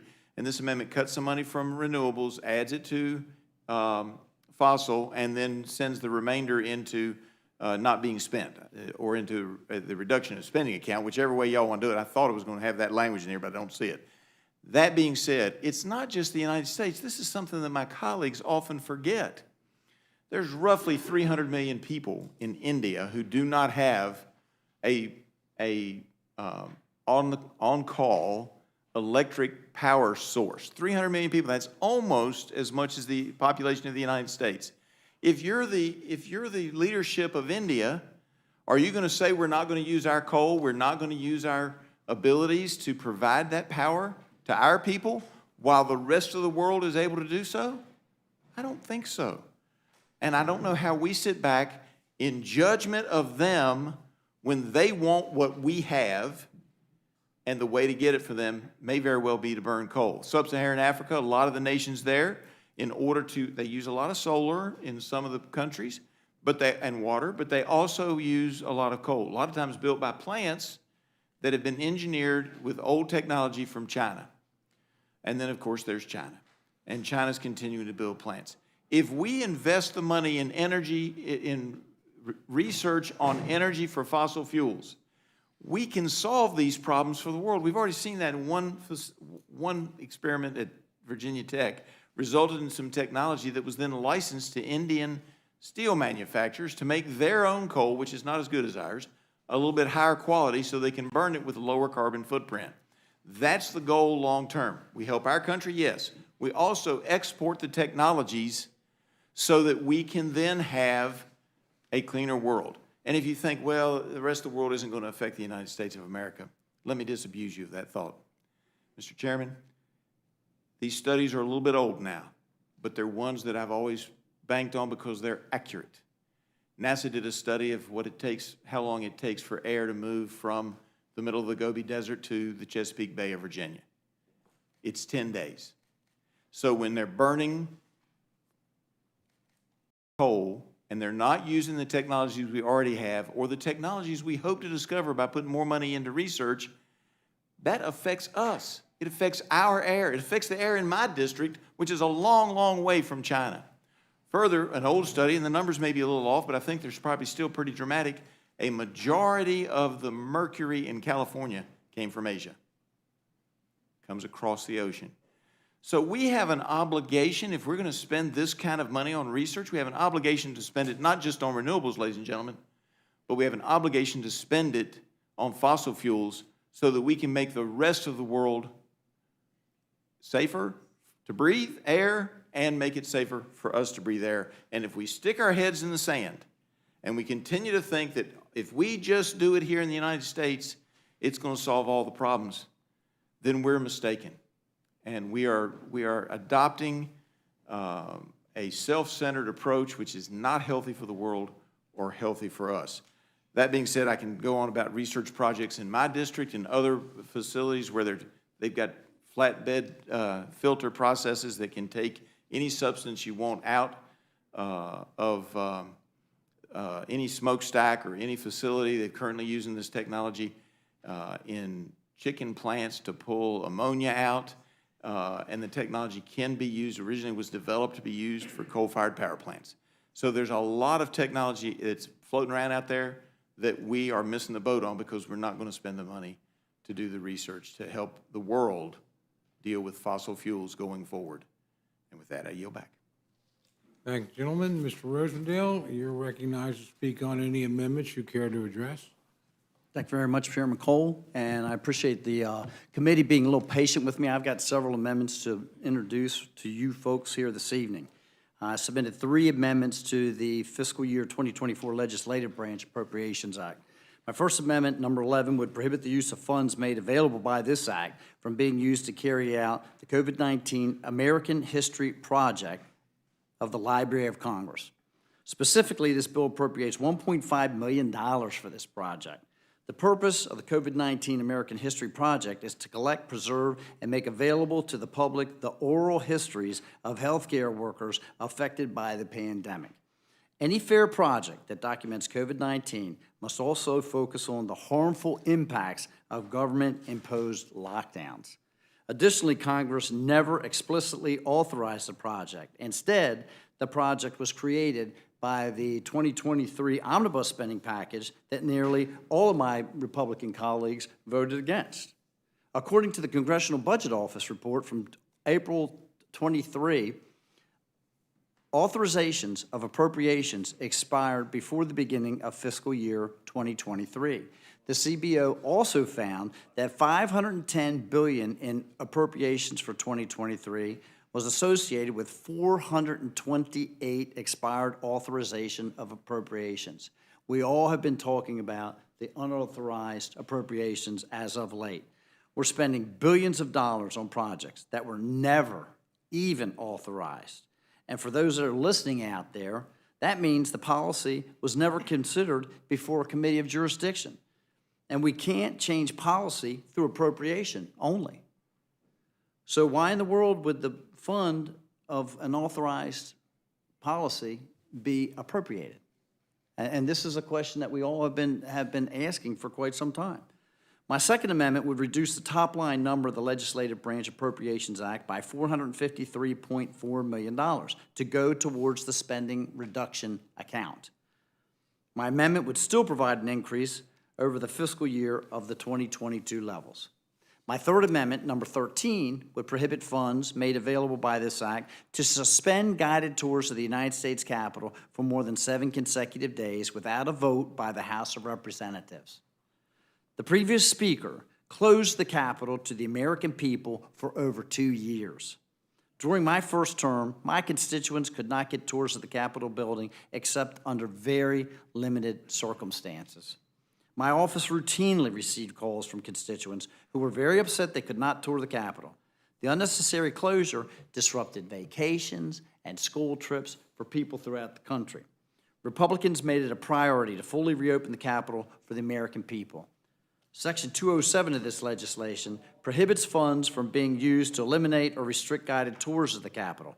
However, it does provide discretion to the Capitol Police Board to suspend tours temporarily by staff and interns for security-related reasons.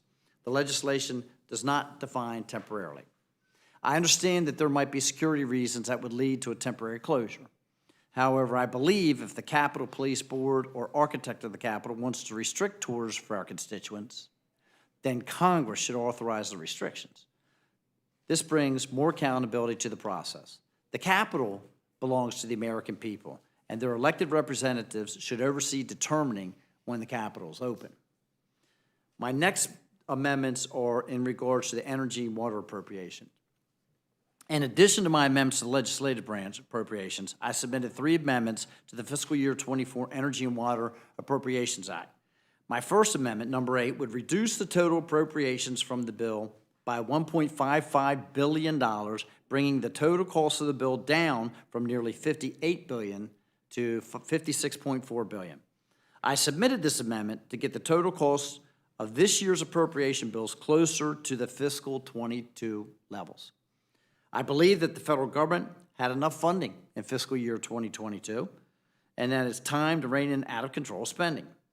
In order to get spending under control, the federal agencies must begin operating at the same levels or at least receive only modest increases.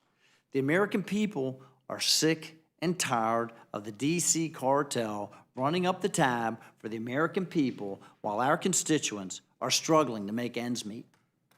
To be clear, my amendment still allows for a modest increase from 22 spending for energy and water. I'm not trying to slash funding or cripple necessary infrastructure.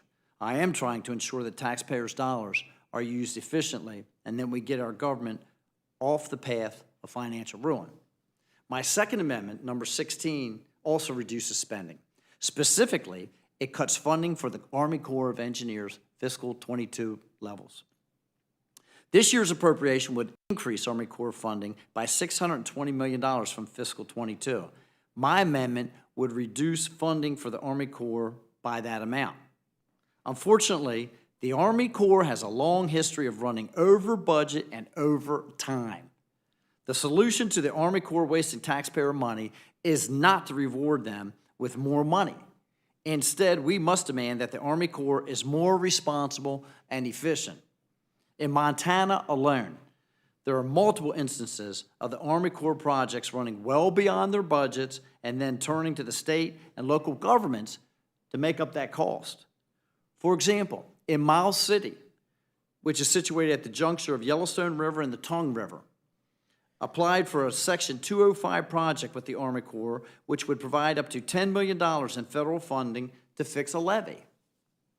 Given the floodplain, the city is susceptible to flooding and desperately needs the levee to be repaired.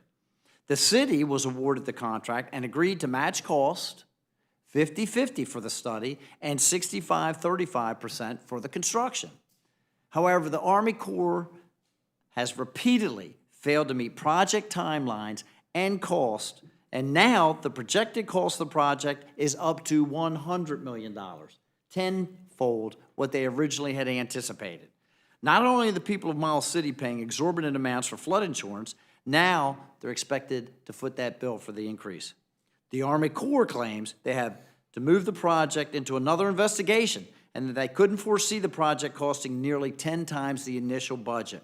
To me, that sounds like the Army Corps of Engineers was happy to spend taxpayer money conducting studies, and now they don't want to hold up their end of the bargain. Meanwhile, And a similar story is unfolding at the Lower Yellowstone Irrigation Project and fish bypass structure, which had repairs necessary before the Corps of Engineers even held their ribbon-cutting ceremony. As projects become more expensive and take longer, the Corps of Engineers seeks to shift these costs off to Montanans. I could go on with examples of the Corps' mismanagement, but I think my point is clear. We cannot increase funding to an agency that have proven themselves to be wasteful. It's time for the Corps of Engineers to learn that they no longer get rewarded for failing to complete projects on time and on budget. My last amendment prohibits the Corps of Engineers from transferring the maintenance cost and control of the Lower Yellowstone Irrigation Project fish bypass. As I mentioned, the Corps of Engineers has shown a complete dereliction of duty by trying to transfer the cost and operation maintenance of the fish bypass channel, which is separate from the Lower Yellowstone Irrigation Project.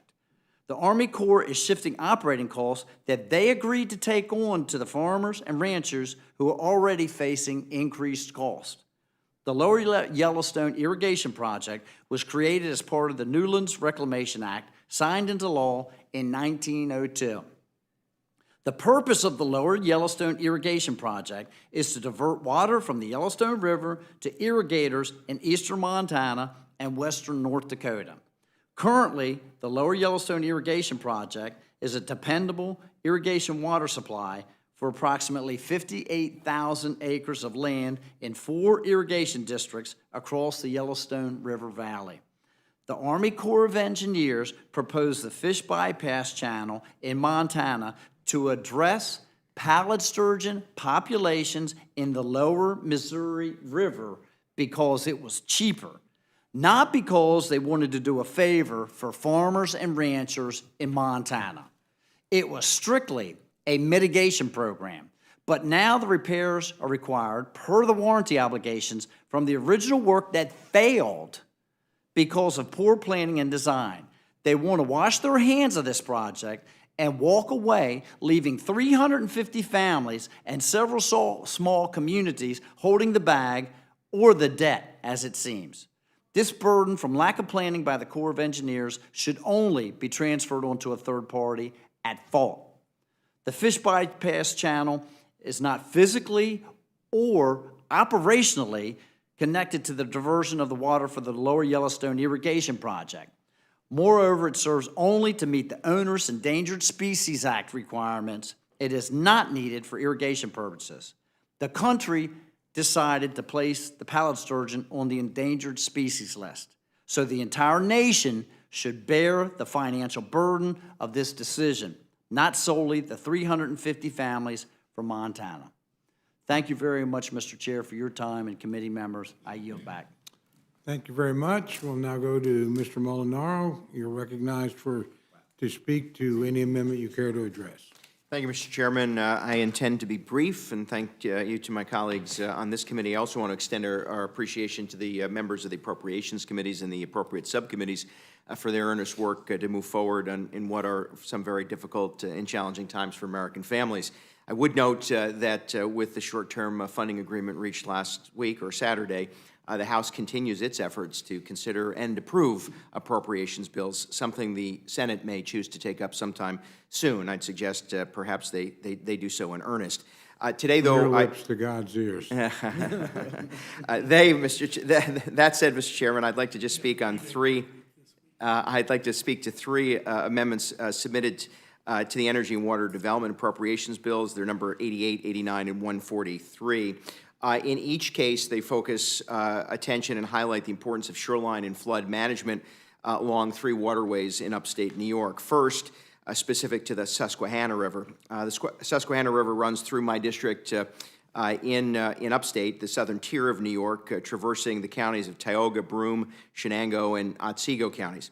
Now, the second amendment submitted highlights the importance of shoreline and flood management along the Delaware River, which primarily runs through the fittingly named Delaware County, along with Sullivan County and several others, again, throughout the Catskill region of the state of New York. As you likely know, and we've experienced for generations, flooding has been an issue not only in the city of Binghamton and the southern tier, but throughout upstate New York for some time, significantly washing away businesses, small businesses, farms, and impacting the families of upstate New York. All of this costing a significant amount of money to those families and businesses themselves, but also emergency responders at the local, state, and national level.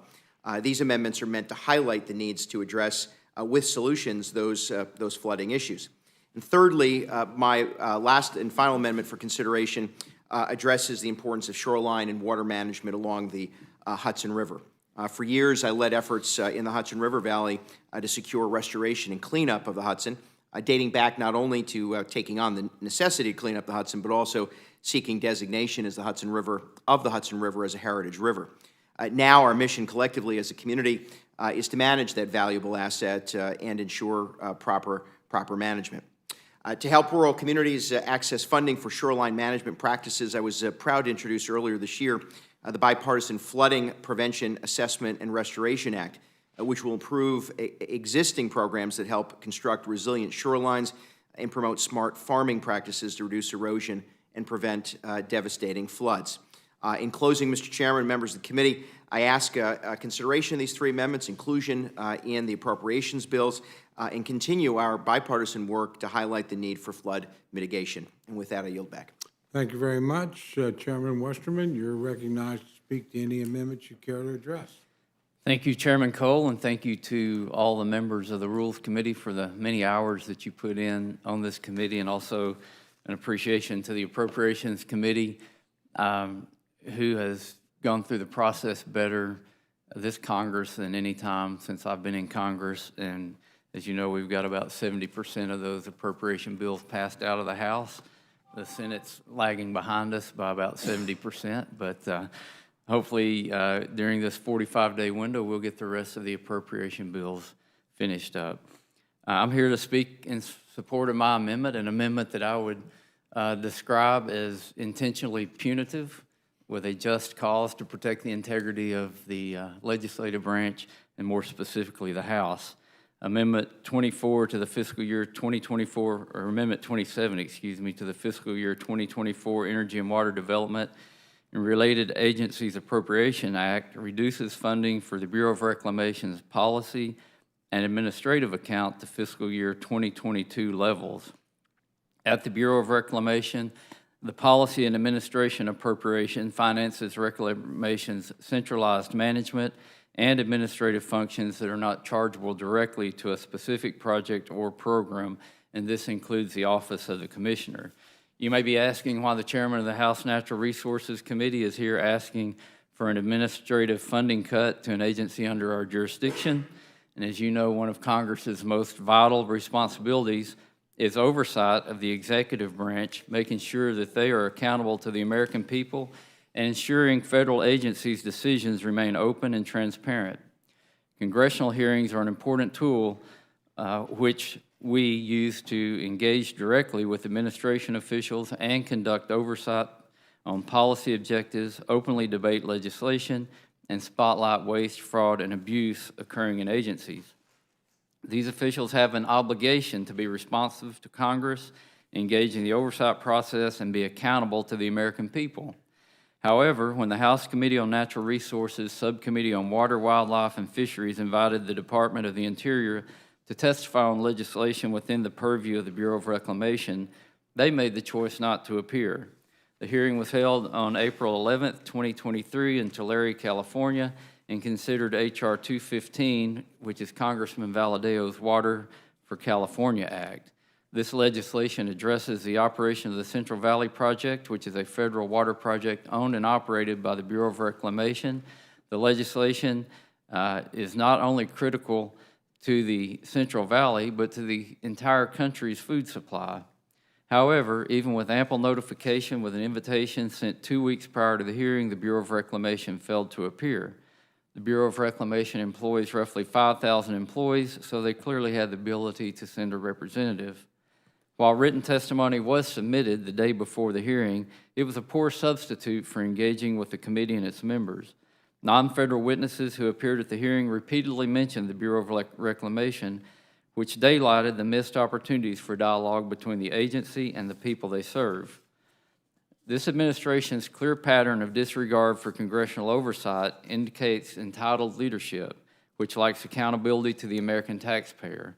My amendment sends a clear message to the executive branch that blatant disregard for congressional oversight is unacceptable. I would hope that this would be a bipartisan sentiment. Thank you, and I'm willing to answer any questions. I yield back. Thank you very much. Mr.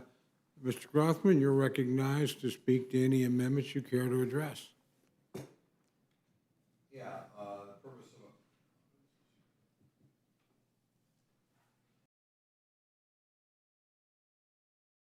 There we are. The purpose of my amendment is to get rid of the Office of Diversity and Inclusion in the U.S. House of Representatives. I see that whenever I walk around on the ground level of the Longworth building. First of all, the office is duplicative. I don't see anything that they do that isn't being done or can't be done by the Chief Administrative Officer. But even more than that, these diversity offices, I think, send the wrong message to Americans. I think they're built on the premise that people's view of the world or who they are is based on who their ancestors are.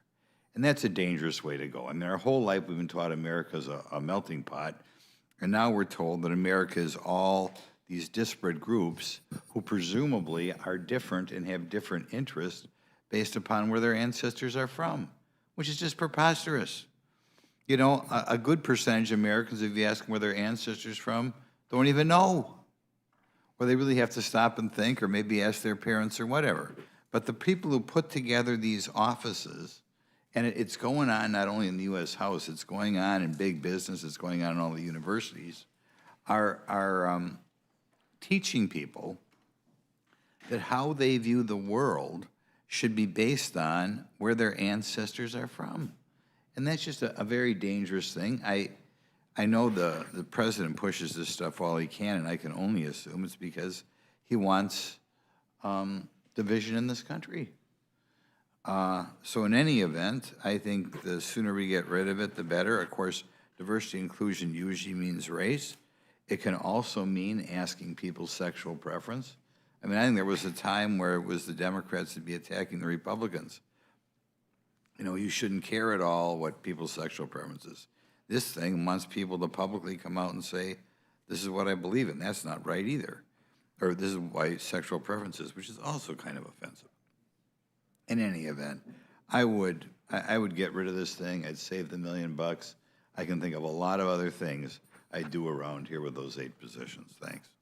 Thank you very much. Gentlemen may be interested in knowing that actually Chairman Amodei did eliminate that office in the base bill, moved its functions elsewhere in the agency. So Thank you. Well, and we will look at that as we consider all the amendments. Yep. Chair has no questions for the panel. The gentlelady from Pennsylvania is recognized. So I just had a couple of unanimous Certainly. consents. I request unanimous consent to insert in the record Rep. Lofgren's statement in support of her amendment number 30 to H.R. 4394. Without objection. And also request unanimous consent to insert into the record Representative Jackson Lee's statement in support of her amendment number 121 to H.R. 4394. Without objection. Thank you. Gentleman from Texas, any questions? Thank you, Mr. Chairman. Mr. Rosedale, I find myself sympathetic with your amendments 16 and 31, but I'm having a little bit of difficulty if you reduce the funding to the Corps of Engineers by $620 million, but then that's on 16, then 31, you suggest an additional expense to the U.S. Army Corps of Engineers. And this is, I suspect, a very laudable thing that you're trying to do, but my concern is with finite numbers of dollars, am I going to be giving up dollars for the operation and maintenance of Lake Louisville Dam and Ray Roberts Dam in my district? Thank you, Mr. Chair, and Representative Burgess. I can't say exactly where those funds will come from. What I have seen in years past, as the Army Corps of Engineers is incredibly overfunded when you start looking at when they expense out, what they actually budget for their expenditures and what they end up spending for those expenditures when they finally get around to it. Again, we've seen far too many times that they go over time and over budget on nearly every single project that they enter into. And so the only way that I have ever seen any agency or individual be held accountable is when you start saying, we're going to rein in the amount of spending that you receive, the amount of revenue that you receive. And I don't disagree with that, but it may make it difficult, then that would be Amendment 16, but it then may be difficult to fund Amendment 31 that you also apparently care about a great deal. So Amendment 31, The fish bypass. That is something, Representative Burgess, that they took upon themselves several years ago, okay, in order to mitigate a problem that they have on the lower Missouri. Quite frankly, the farmers and ranchers of Montana did not even want that bypass. They didn't want to have anything to do with that. They didn't increase their water flow. They didn't make their water flow more efficient. It did absolutely zero to do with that. I have no quarrel with the data that you present, but there is going to be an expense to the U.S. Army Corps of Engineers. As there should be. At the same time, you're asking for a reduction in funding, and then my concern is way down south where I am, I've got a mammoth man-made earthen dam that is as old as I am, which means it's really old. And you worry about it. And so the operation and maintenance of that dam is extremely important to me, as it is to the 5 million people who live in the floodplain below it. So while I generally tend to be sympathetic with your amendments, you've posed a little bit of a dilemma for me here. Perhaps it would be better to do one amendment one year and another amendment the next year, but I just don't understand how, or I'm having difficulty conceptualizing how the Corps would accept that big a hit to their budget and mitigate the other problem that you have, which I'm not diminishing. It's a significant problem. I've got problems in my district, so I'm worried that there may be dollars diverted. My only concern when you see the votes go up on your amendment, if the committee makes them in order, I generally tend to be with you on these things, but this one, you do pose a little bit of a dilemma for me. Sure, and I appreciate that. And just in closing, real quick, Representative Burgess, again, this is not something that the community asked for. And our project, it's older than you. That project was in place for 120 years, functioning perfectly fine. And the Corps of Engineers stepped in and said, we want to do this fish bypass diversion. And then they constructed it improperly, and I went to the ribbon cutting, and there was literally washouts taking place. The thing had not been in operation for 1 year. The great and grand engineers that we have, the greatest in the nation, in the Corps of Engineers, and the thing was already having washouts and problems, and this should not be transferred over to 350 families in eastern Montana. Thank you. But in a year of finite budgeting resources, we do have to bear in mind, we push on a balloon someplace, something's going to happen somewhere else. Mr. Grossman, I completely agree with you. My only concern is I think we should have more Texans in every congressional office, and that would be the type of diversity that I'd like to see. Thank you, Mr. Chairman. I'll yield back. Only the Texans. A gentlelady from New Mexico is recognized for any questions you might have. No, thank you very much for attending, and Chairman Westman, I do appreciate your complete honesty. I'm here for and your explanation, so thank you. Thank you. Gentlelady from Minnesota is recognized for any questions she may. Are there any questions from anybody else for the panel? Seeing none, I thank our witnesses for their testimony, and you are excused. Is there anyone else here seeking to testify on H.R. 4394 or H.R. 4364? Seeing none, this closes the hearing portion. Without objection, the committee stands in recess, subject to call of the chair.